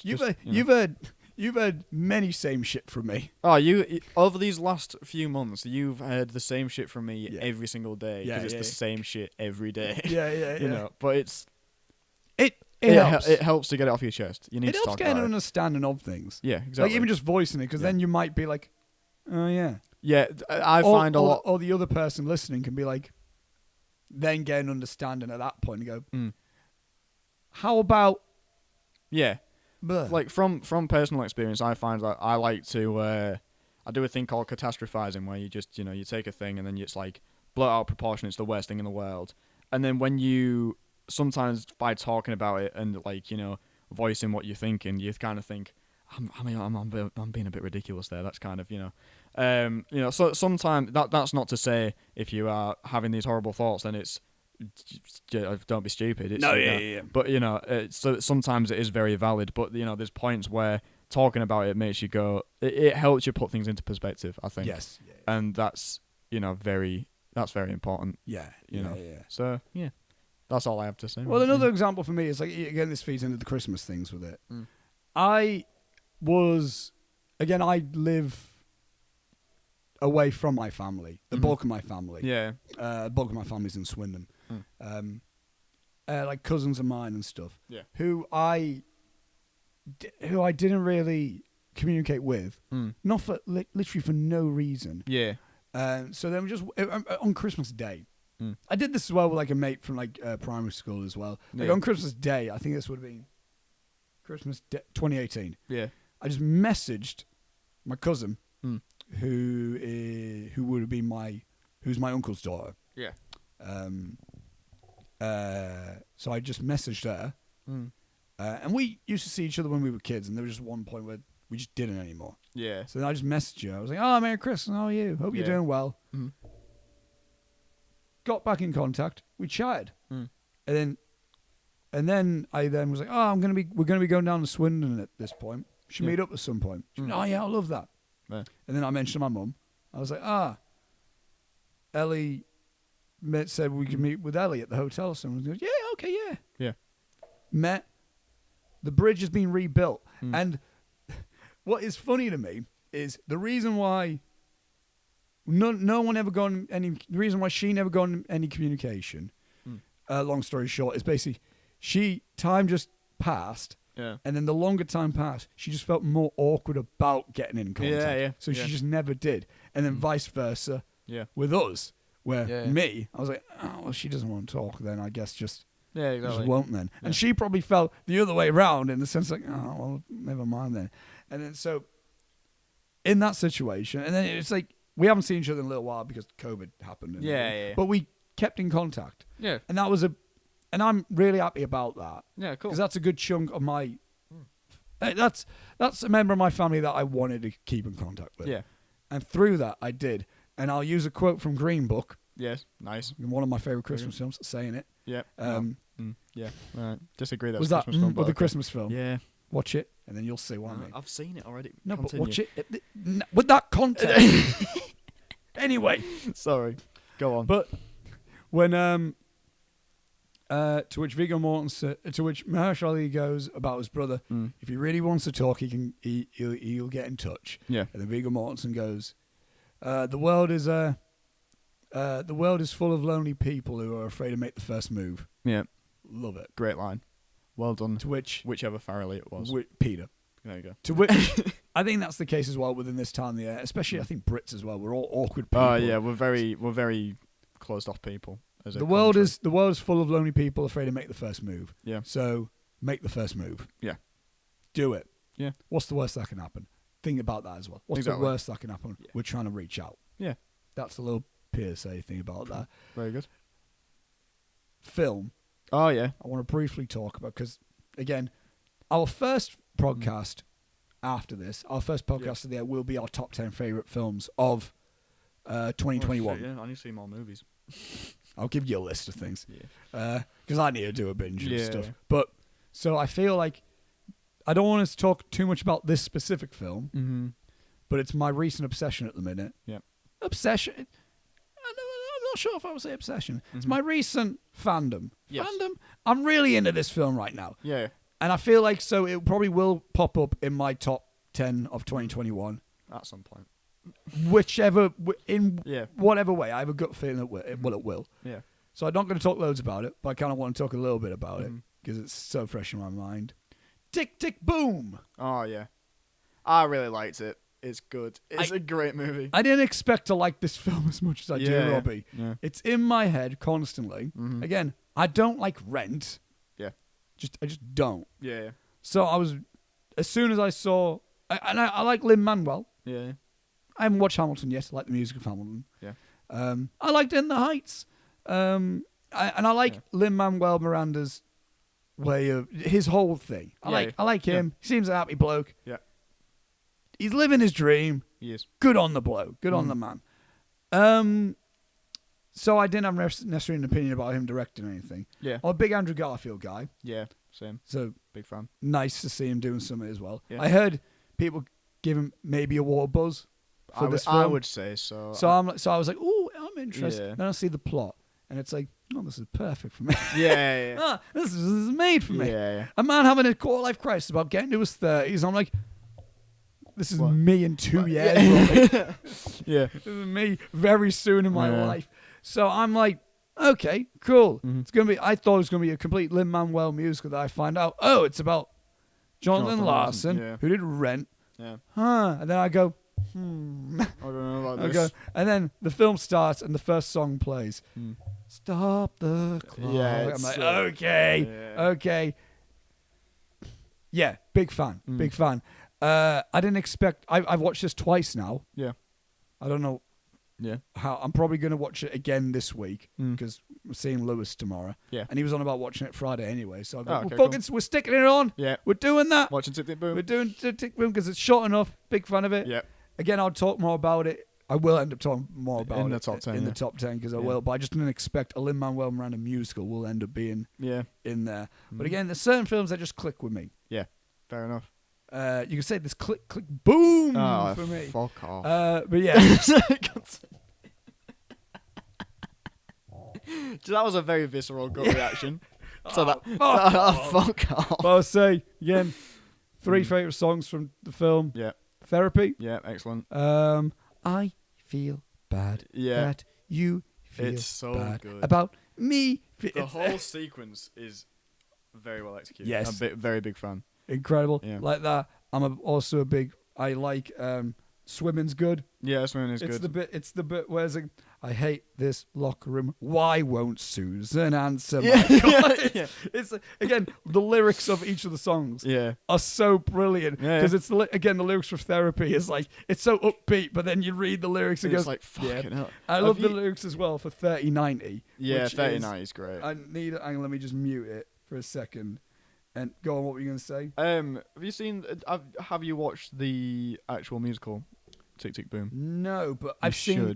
Because it's on YouTube. You can just watch the Oh, really? Yeah. Is it like how it's presented it's in exactly the film, same. in the sense of it's almost like a stage monologue-y based thing? So you know how the clips that it shows in the credits are from that. It's very good. Freeze the frame back. Hang on, I'm trying soon. I've got a movie to talk about. Do you? I think you know exactly what it's going to be, but yes. Okay. I'm trying. There's a specific line which I fucking. There's just the line in 3090. It was like fuck 3090. You can fucking go on here. Oh, you can. Go on this and then just you scroll. Oh, there you go. You I didn't know that. You goddamn Thank lunatic. You. That's alright. Thank you. Sorry, Dad, don't worry about it. There's a specific line. They're singing. This is the line. I love the line where it goes, they're singing happy birthday. You just want to lay down and cry. Yeah, yeah. Again, but it's so upbeat. It's like, they're saying happy birthday. Yeah. You just want to lay down and cry. It's so me. It's like Andrew it's a musical that was so made for me, which is so mental to me because Rent is a musical that I do not like one bit. I like one song from Rent, and Tick Tick Boom is if they took that one song from Rent and made it the whole film. It's One Song Glory. Do you know the song? It's like one song glory, one song before I go. It's so again, I remember saying like it's just a song about a musician who just really wants to make his one last fucking song before he dies. I'm like, that's my shit. I love that song. And that is Tick Tick Boom. It's the whole movie, is One Song Glory. Again, great stuff. Love the music and Bohemian. Boho Days is great. Yeah, I'm a big fan of that one. I think that's probably my favourite one. I like it a lot. I think Andrew Garfield will definitely get Oscar buzz for it. No more. I like that one. He'll probably get nominated. I don't know who can win. I'm not hearing any favourites. Apparently Will Smith and King Richard's really good. Oh yeah, I need to see that. Why got me very emotional. The song Why, when he's playing the piano in the got me, and then the scene after that got me. Again, we'll talk more about it. Yeah, but we'll talk about it in the top 10. Big Tick Tick Boom fan again. Did not think that would be the case for me. Yeah, but it's just kind of like I talked about in the West Side Story episode. I'm not opposed to musicals. In fact, I realized when a musical is good, I really fucking love a musical. Yeah. I'm a big musical guy. And again, it's New York. Yeah. It's a sad artist. It's someone having a quarter-life crisis. It's just... It's right up your street, isn't it? But it's brilliant. It's like, I'm going to rewatch it and I'll note it down, but there's a specific scene that happened and I was like, I've had that. Yeah. No, I don't think... I can't remember, but it's like, no, I had that. But it was like, watching it the second time, I just remembered the bit of like, they're in the first audition and they go like, yeah, can you... I said this about you. This was just you. Where it's like, can you just can you explain it? He goes, yeah, which bit? Oh, just the musical. It's a bit confusing. It's so funny. And it's and then it cuts to him on stage. He goes like, Superbia. And he starts doing this epic like description, then just smash cuts to back in the rehearsal. He goes like, it's about aliens. It's like, no, it's not. It's in the future. It's not aliens. You sent it to me specifically because of the context of my film being this weird sci-fi thing, and this is right. This happened since the episode. Yeah, during the casting process, I'm so happy with my cast. They're fucking great. Again, I haven't given them any directions so far, and they're already fucking nailing it. They're doing so good. Elle, who is playing Robin, I love the girl. We've been friends for quite some time, but the fucking audition. She was. I saw the video of the audition. That audition is shambles. It's so funny. Not in the sense like she's bad. It's she performs it excellently. It's the whole bits, conduct of everything. It's the bits in between because she. I gave her a call back specifically because I was like, I know that during the audition, she performed it amazingly. I know that she's right for the role. She was just. It was the way that we conducted it ourselves because we're just mates. That it was like we weren't being very professional about it as well. I'll say. She walked into mine like I highly doubt she walked into it like in the same way with you, but she walked into it almost like a nervous child. Yeah, and I go like, and I'm like, but I'm mates with her as well. Yeah, I guess I give off this vibe of like she just kind of walks in. I go, "You alright, Elle?" She goes, "Yeah." Yeah. It was so funny, but like she's like my nervous niece or something. That's how I. She said in my audition, I said, "Oh, play it as if he already knows that you're an alien, and you already know that he's an alien. Like all that stuff is just out in the open." And she just was like, "Wait, I'm an alien." I was like, "You send character briefs." I was like. You said character breakdowns as well. Oh, it was so funny. Bless her. So I sent that clip from Tick Tick Boom. Was like, me, and I was like, that's so funny. So, yeah, which bit? Oh, just all of it. Yeah. It's about aliens. Yeah. No, it's not about aliens. But that's been the entire fucking process of doing this film is because it's ridiculous and stupid, but it's brilliant. It is what it is. Let's throw out some Christmas. Let's talk about my film. Sorry. Let's fucking go. Right, okay.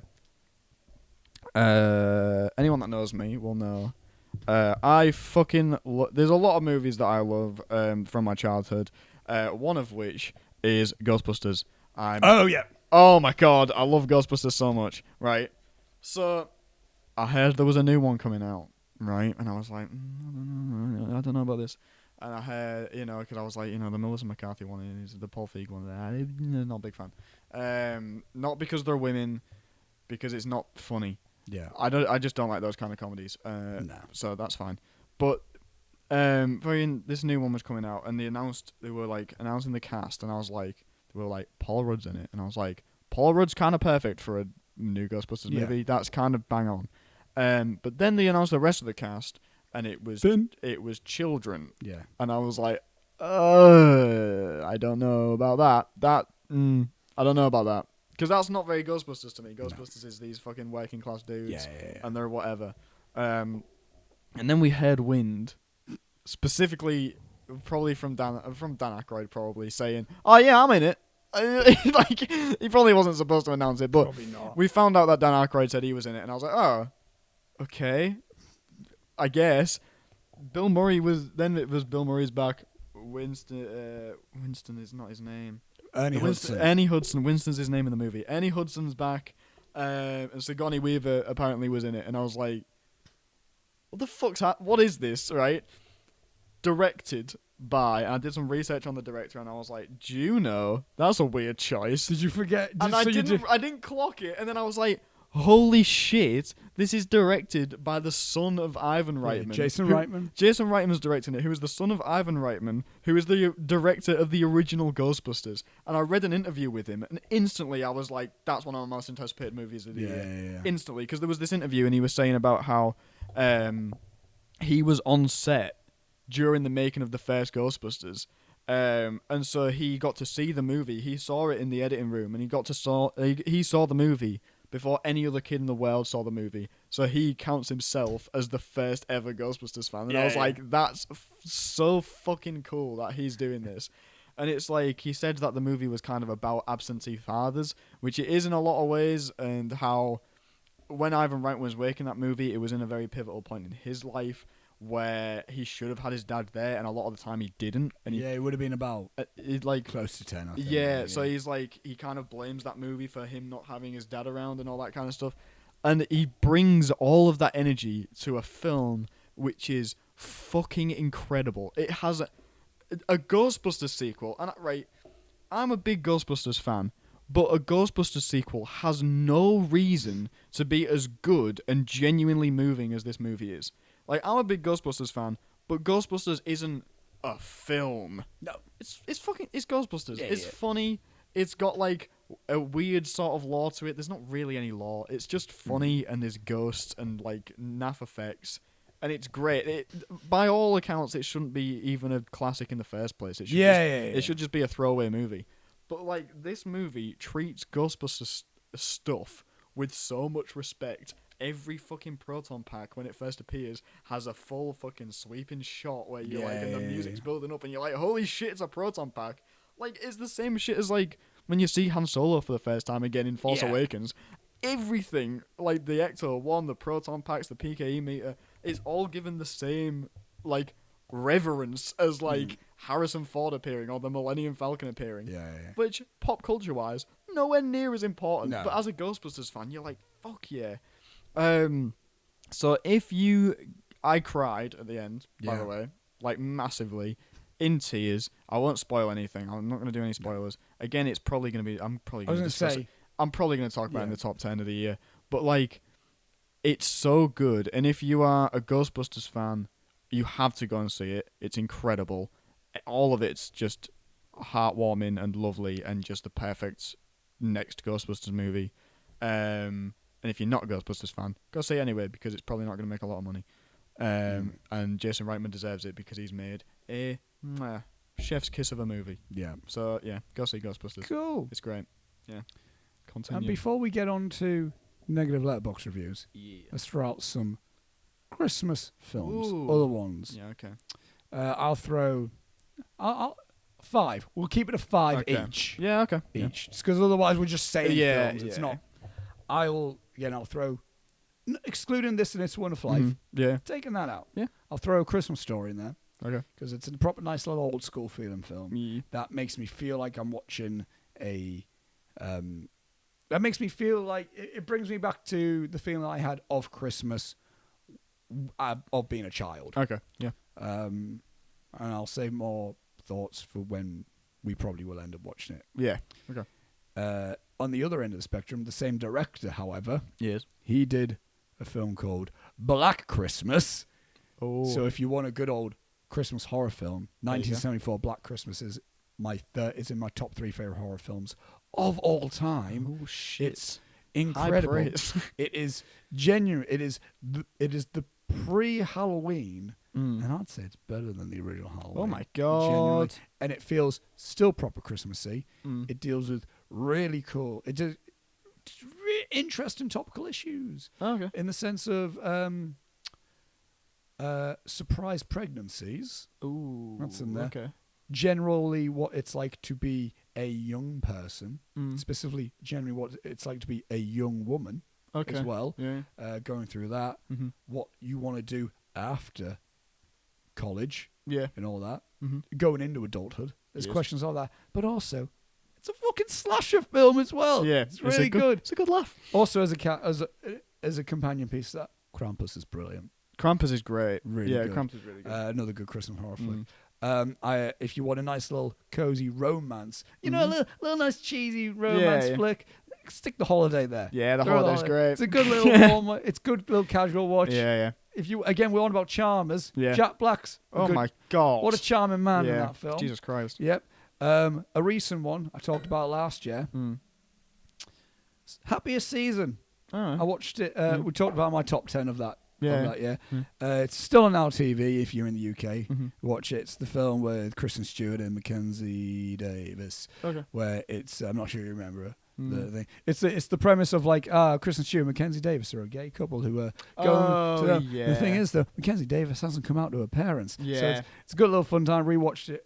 It was me breaking into Christmas films. I watched it like a week ago. Oh, cool. So cool film. How I Said A Christmas Story is the film that makes me feel like what Christmas feels like when I was a child. Happiest Season is the film that makes me feel like what Christmas is when I'm in my 20s. Yeah. So there you go.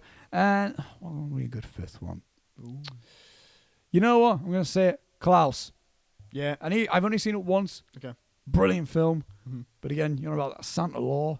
Oh my the Christmas so much Santa lore. The Christmas mythos. Yeah. You got J.K. Simmons' voice in Santa Claus. J.K. Simmons is Santa Claus, and he, that's enough. So there you but go. it's also Santa's origin story. Yeah, exactly. So if you want a good old classic, Christmas Story. Yep.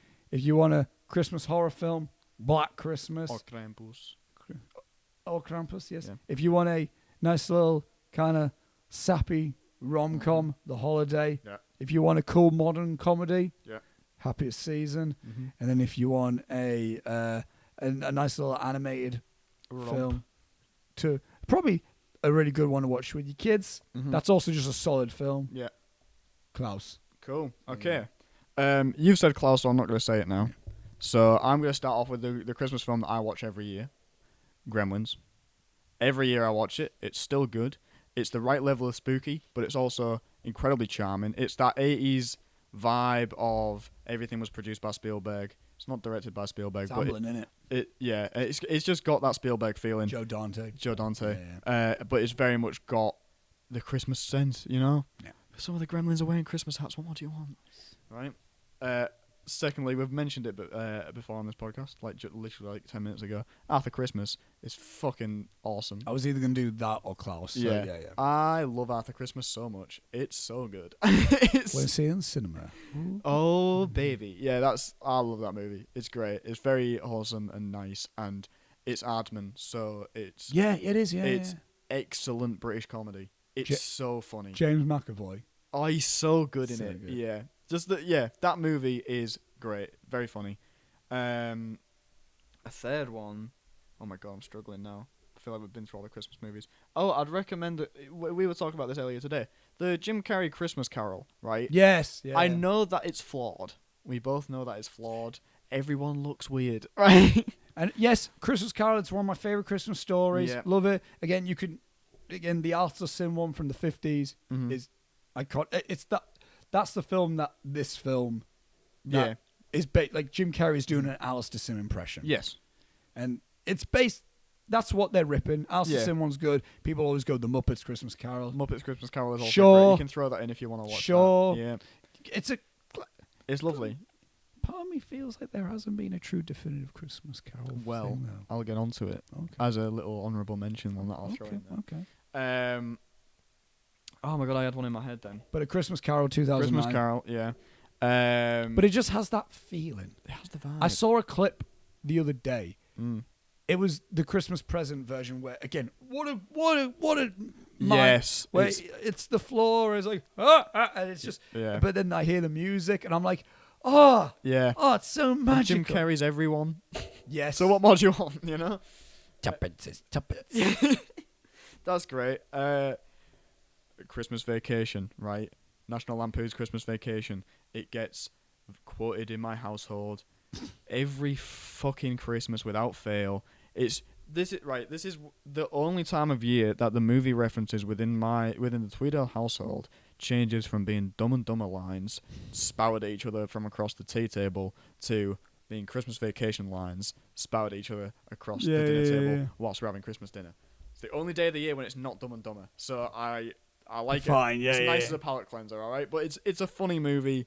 Chevy Chase is excellent. The guy from Independence Day that I can't remember the name of who plays Cousin Eddie. Bill Pullman? Is that him? Maybe. No. The one that fucking flies into the ship at the end. Oh, it's not Bill Pullman. That dude. He's Cousin Eddie in the movie. Excellent. Iconic character. So funny. When the cat dies, it's brilliant. Right? So, watch that one. I need to think of a last one. Don't throw The Hobbit in. Not The Hobbit. Not The Hobbit. What was I going to say? I don't know why The Hobbit came into my head then. Because they came out over Christmas. Trying to think of one. I watch Paddington because it's usually on at Christmas on BBC One, but it's not a Christmas movie. No, it's not Christmas. They throw snow at each other at the end of the first one. There is snow at the end of the first movie. I'm trying to think of Christmas films. Fucking Love Actually. Just watch Love Actually. Yeah, in the same vein as The Holiday. In the same vein as The Holiday. If you're going to do it every year, watch Love Actually. It's Christmas. As soon as Love Actually comes on the telly, it's Christmas now. Yeah, I love it. Bill Nye is the best part of that movie. Yeah. Feel it in his fingers, feel it in his toes. I've seen it once. Oh my god, it's so good. I like The Holiday better. Nah. I don't know It's why. Love Actually I don't for me know. every No, time. that's fair. But And I'll throw my honourable mention in because it's not a film. Julia's gonna hate me for this, so I apologise. But she doesn't listen to these. Doctor Who, right? Again, I'm gonna bring Doctor Who up. I'm so sorry. Christmas specials, right? The best one. Matt Smith's first year as Doctor Who. No, he's called the Doctor. Fuck off. Is called A Christmas Carol, right? Right. Michael Gambon is the Scrooge character. Okay. Which is excellent casting, right? The Doctor acts as Ghost of Christmas past, present, and future through the use of time travel and travels back in time to the guy as a kid and also and then stays with him as he grows from a young man into Michael Gambon and tries to change his ways because Michael Gambon's a dick and he's going to cause the end of the world by being Scrooge or whatever. And so the Doctor goes back in time to like show him the Christmas spirit as a kid, whilst also transmitting those memories of him as a kid to his future Michael Gambon self, so he gets the Ghost of Christmas Past and all that kind of shit. It's fucking genius. It's a great use of sci-fi. The script is brilliant. It's funny. It's Stephen Moffat's best Christmas special, easily without a shadow of a doubt. And yes, the Sherlock one's good, but I don't care. It's fine. The Abominable Bride? Yeah. It's good. It's pretty good, but like... That was a New Year's Day special. That wasn't a Christmas Was it? special. Yeah. Fucking New Year's Day specials. Get the fuck out of New here. Year's Day isn't meant for us to sit round and watch shit. New Year's Day is meant to be like, what are we doing? Yeah. Let's go out. It's not a fucking time to sit around the fucking telly and watch a family show. That's No, not it's what not. New Year's Day is. No. That's Christmas Day. Oh, yeah. Why is Doctor Who on a New Year's Day? What's the point? No one's going to watch it. Oh, well, New Year's Eve is when we're all. New Year's Day is when we're all like. Yeah. No, New Year's Day is when I go to the cinema. Yeah. Yeah. This year I didn't because. Do you know what the New Year's The Day world. specials of Doctor Who are relegated to now? What? They're the Dalek episodes. No. Daleks don't show up in the seasons anymore. Because they're just in the. They're just in the New Year's Day specials, which is like, why are Daleks getting relegated to a day that no one wants to watch TV? The fuck's happening? My New Year's Day we'll save all that stuff Yeah. for the But top yeah. 10 video because But if you're watching for just an episode of a thing because you're not in the mood for watching a movie, watch the Christmas Carol episode of Doctor Who. It's fucking excellent. It's great. But I still say I don't think we've had a definitive Christmas Carol film. That's fair enough. I don't think so either. Yeah. Again, the Alistair Sim one's good, but It's of its time. yes. Yeah. No, it is. It is really good, but it does feels more Dickens based than it does like anything else. Yeah. Which is again Yeah. cool. Yeah. But also, I'm not watching Oliver Twist constantly, am I? Yeah. So Exactly. it's like But I think again, the Jim Carrey one's good, but it's the animation fucks it. The animation's weird. Again, I don't mind it. Is that Zemeckis? I was gonna say because he's doing the Polar Express shit. Yeah, but it's like the animation hinders it because I think if it wasn't like that, Probably. we might be looking at like the Christmas Carol. Yeah. But And people jumped in the Muppets, but I don't know. Yeah. It's just for me the Jim Carrey one's just the right level of spooky as well. No, that's what I mean. For kids, like the Ghost of Christmas Future bit. Good. As man. a kid, it's fucking terrifying, Good but man. it's really well That's done. what I mean. The Christmas Carol, a good Christmas Carol needs to do the balance of like you need to feel the joy of Christmas, Yeah. but you almost need to feel the fear of death as well. Yeah, exactly. That's the point. That's Dickens. Yeah, yeah. Dickens-esque, man. Yeah. Dickens he wasn't a war. It's not Roald Dahl. Yeah, exactly. He's Charles Dickens. He's Yeah. all Gothic Dread. He's almost Exactly. Gothic Dread. Yeah, yeah. So Christmas there you go. Carol should be a mix of that. Yeah. But anyway, I agree. Letterboxd. negative Letterboxd reviews. If you're unfamiliar with us, this is the section of the show where we go on Letterboxd. Yeah, and then we go to the film we've been talking about, and we go to the negative reviews of said film because it's funny. It's fucking Funny. great. It's usually great. I want to belt. Yeah, What a belter. to finish off the year. I feel like we could have one. I hope so. Let's see. Yeah. Half a star. I hate this movie. Off to a solid start. Yeah. Everyone. Boring. 1 star. That was the only half a star. Oh my review. god, the movie's too good. Yeah. 1 star. I really don't enjoy Christmas holiday movies, and I don't know why. And why did you? This has been a theme. This is the theme of this season. So why did you watch the fucking movie then?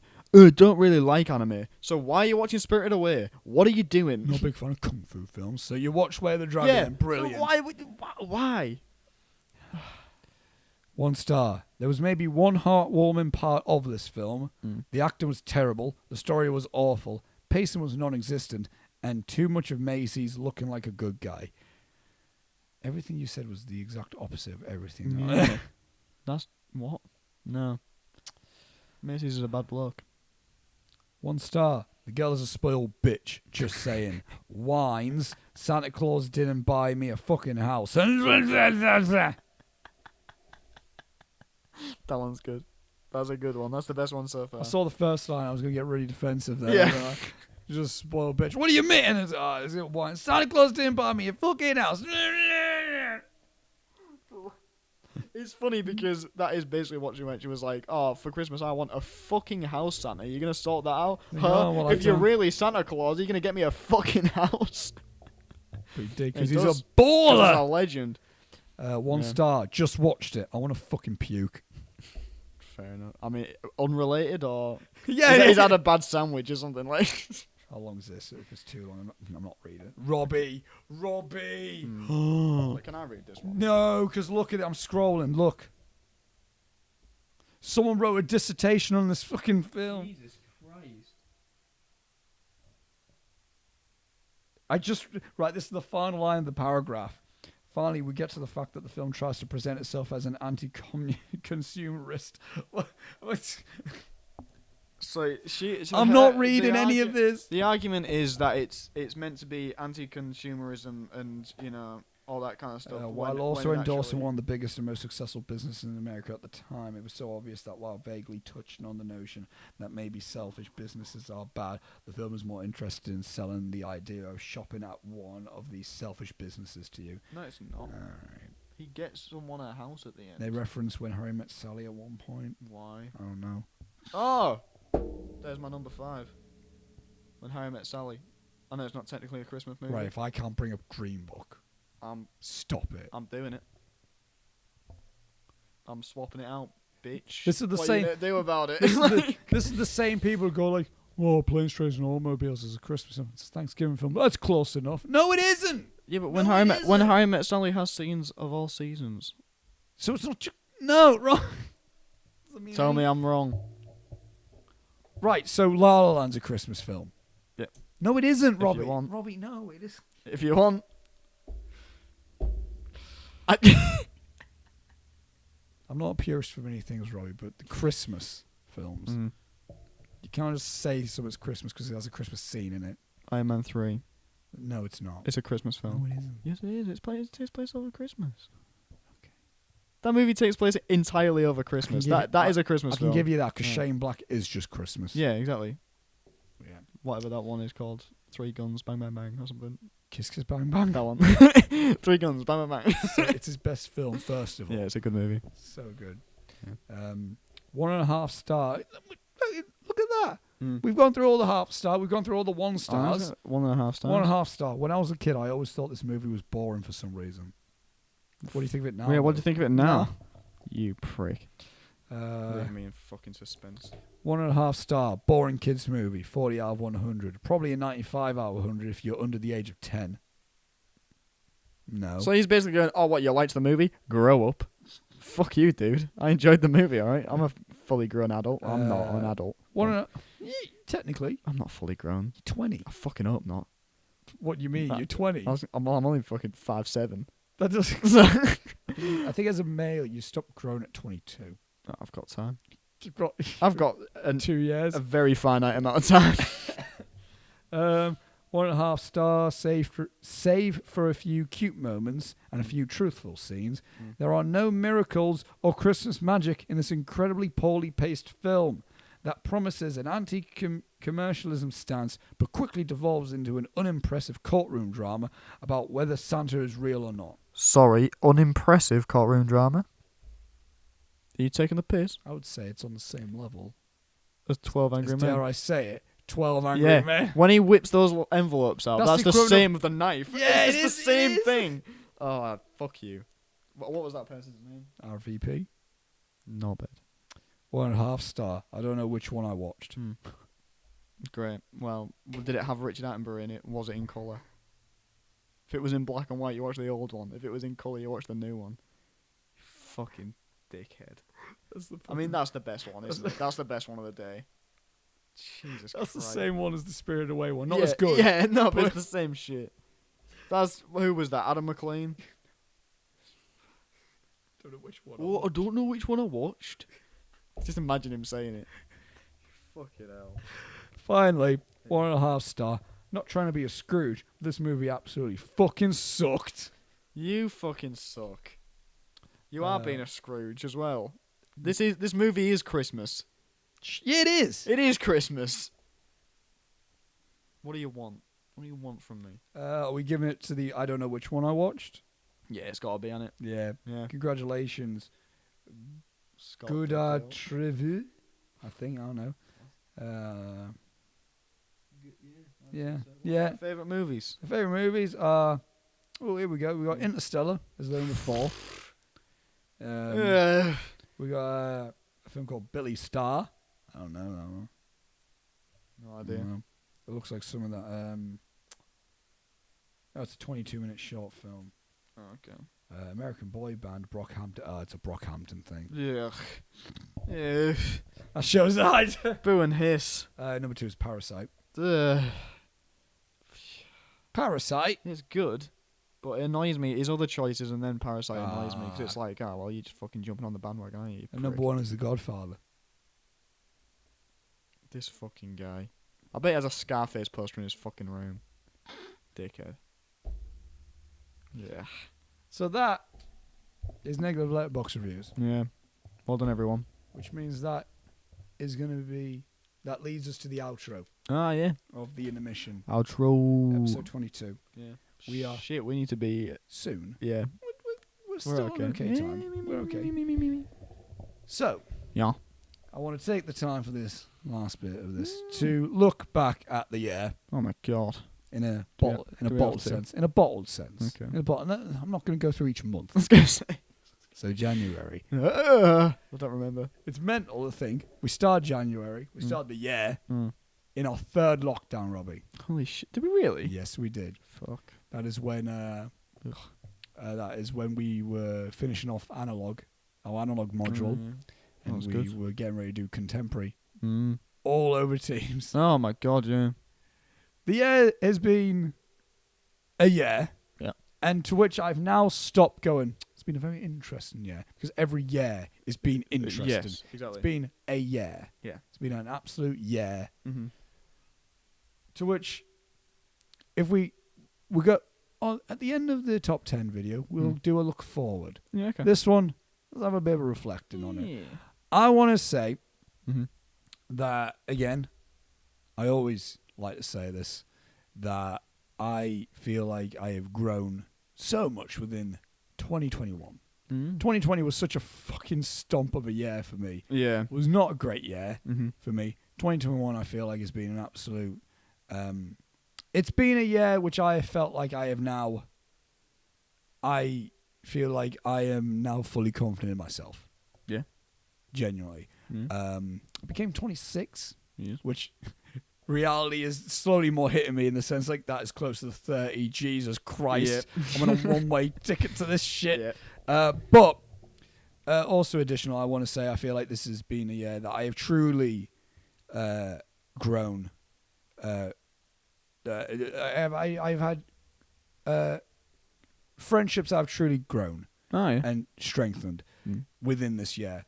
Because it's mad to think, because with us specifically, I feel like we've just always been mates. Yeah. Which hasn't been true. No. And not in the sense like we were mates, but you know. But like as close mates, I feel like that's developed a lot of it's been this year. Yeah. I want to say. I would say last year. Last year? Yeah, I would say last year. But I also feel like this year's been a strength. Yeah, It's been a strength. Yeah. But I feel like it's mad for me to think. I feel this year has been the year that I've really become close with Reese. Yeah. And we've had a 3. Yeah. But there's a trio of us now, which just kind of happened. Yeah, that makes me very happy. And that's what I was going to bring up.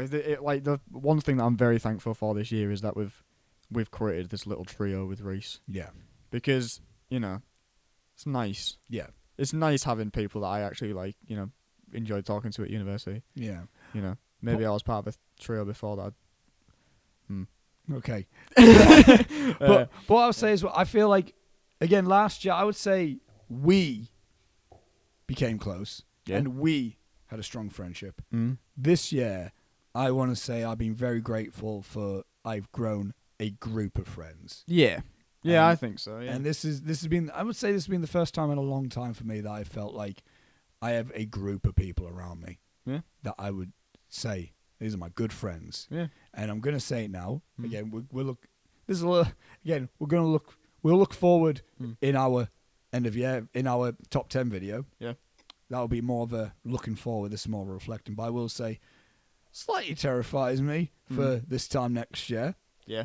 Purely because we would have this time next year we would have graduated already, left uni, and I obviously am getting used to the thought in the sense like, oh, there's going to be a good few people that I'm just not going to talk to for as much, but that would be a conversation in the next video. Yeah. But what I will say is, again, I'm incredibly grateful for the friends that I have. Gained through this time, even the last few months. I feel like I've talked to so many more people and gotten to know so many more people, and again developed maybe not ultra strong friendships with loads of people, but I feel like I've gotten to know a lot of people to the point where I can be like, hey, and then vice versa. It's been very beneficial, and which I say this to you as well, Robbie. We have talked just generally about so many things. But one thing I deeply want is for us to be, once again, we have a 3rd annual Christmas special. And then we have a 4th annual. No matter what we end up doing, I want, just from what has happened this year with us, and the good and the bad, I feel like has shown us who we are to each other. Not that we had to prove each other to ourselves. But I think it's just shown like who I am to you and who you are to me. Speaking for both of us there. I agree. So I just kind of want, again, especially in a time of year like this, which is about gratitude. I feel more it's gratitude. That is what Christmas is about. So, I am immensely, and of course I've also said this. I've said this in many videos, especially the Days and Confused one. I value friendship so much, and connections so much. And one thing, again, is times have been very difficult for both of us. You, especially within university, as you've felt like, no matter what feelings we take away from our time at university, I would like to just put it out there that I'm immensely grateful for at least getting to know you and gaining a friend, and hopefully a friend for life. Man. And fuck yeah. There you go. I was going to say, that, I mean, my opinions of uni, they are what they are. They are what they are. It's irrelevant, but, if there's one thing that I'm very grateful for all the time, it's, meeting you and meeting Reese and meeting fucking everybody. Exactly. It means a lot. So I'd also like to say about my friends back home, it's been a very, very, it's been a very, very difficult year this year for a number of reasons that I don't really want to go into. But I think a lot of things this year has brought everyone closer together, and it just I just think I'm very grateful for just everyone I have around me at this point. If I'm to reflect on this year, I'd say it's been hard in multiple ways, but you kind of get more of a sense of how amazing the people around you actually are. And everyone that I have got around me is fucking amazing. They're incredible people, and I'm very grateful for every single one of them. I feel like the benefit of being involved in a storm is knowing who's reaching their hand out to save you from the storm. Yeah, exactly. I think that's where you know. And I feel like could be, again, for many different reasons. It's been a stormy time. Yeah. But the people who have pulled you out, you know them. That's why I think to every yin there's a yang. Yeah, exactly. Yeah. And I think, especially looking back, again, this is what I'm taking away from the year. It's a lot of like, any tumultuous times have been very I feel like I've been a lot more of the person who's been reaching my hand out as opposed to needing anyone to reach out for me. Whereas, like, I think in 2020 it was the other way around. I needed someone to reach their hand out for me. So I feel like, again, in hindsight with it, 2020 is it's an interesting decade for both of us in the sense like I am in the latter half of my 20s and I'm going to be entering my 30s within this. You are in your 20s this decade. I have just entered my 20s. That's what I mean. So this decade is going to be... So we're going to have two very different... It's going to be two very interesting times. And one thing I've learned is that I am... Yeah, I've learned a lot. Yeah. Learned a lot. I think for me as well, I think getting to... get to a point where I can just be me, I think is cool.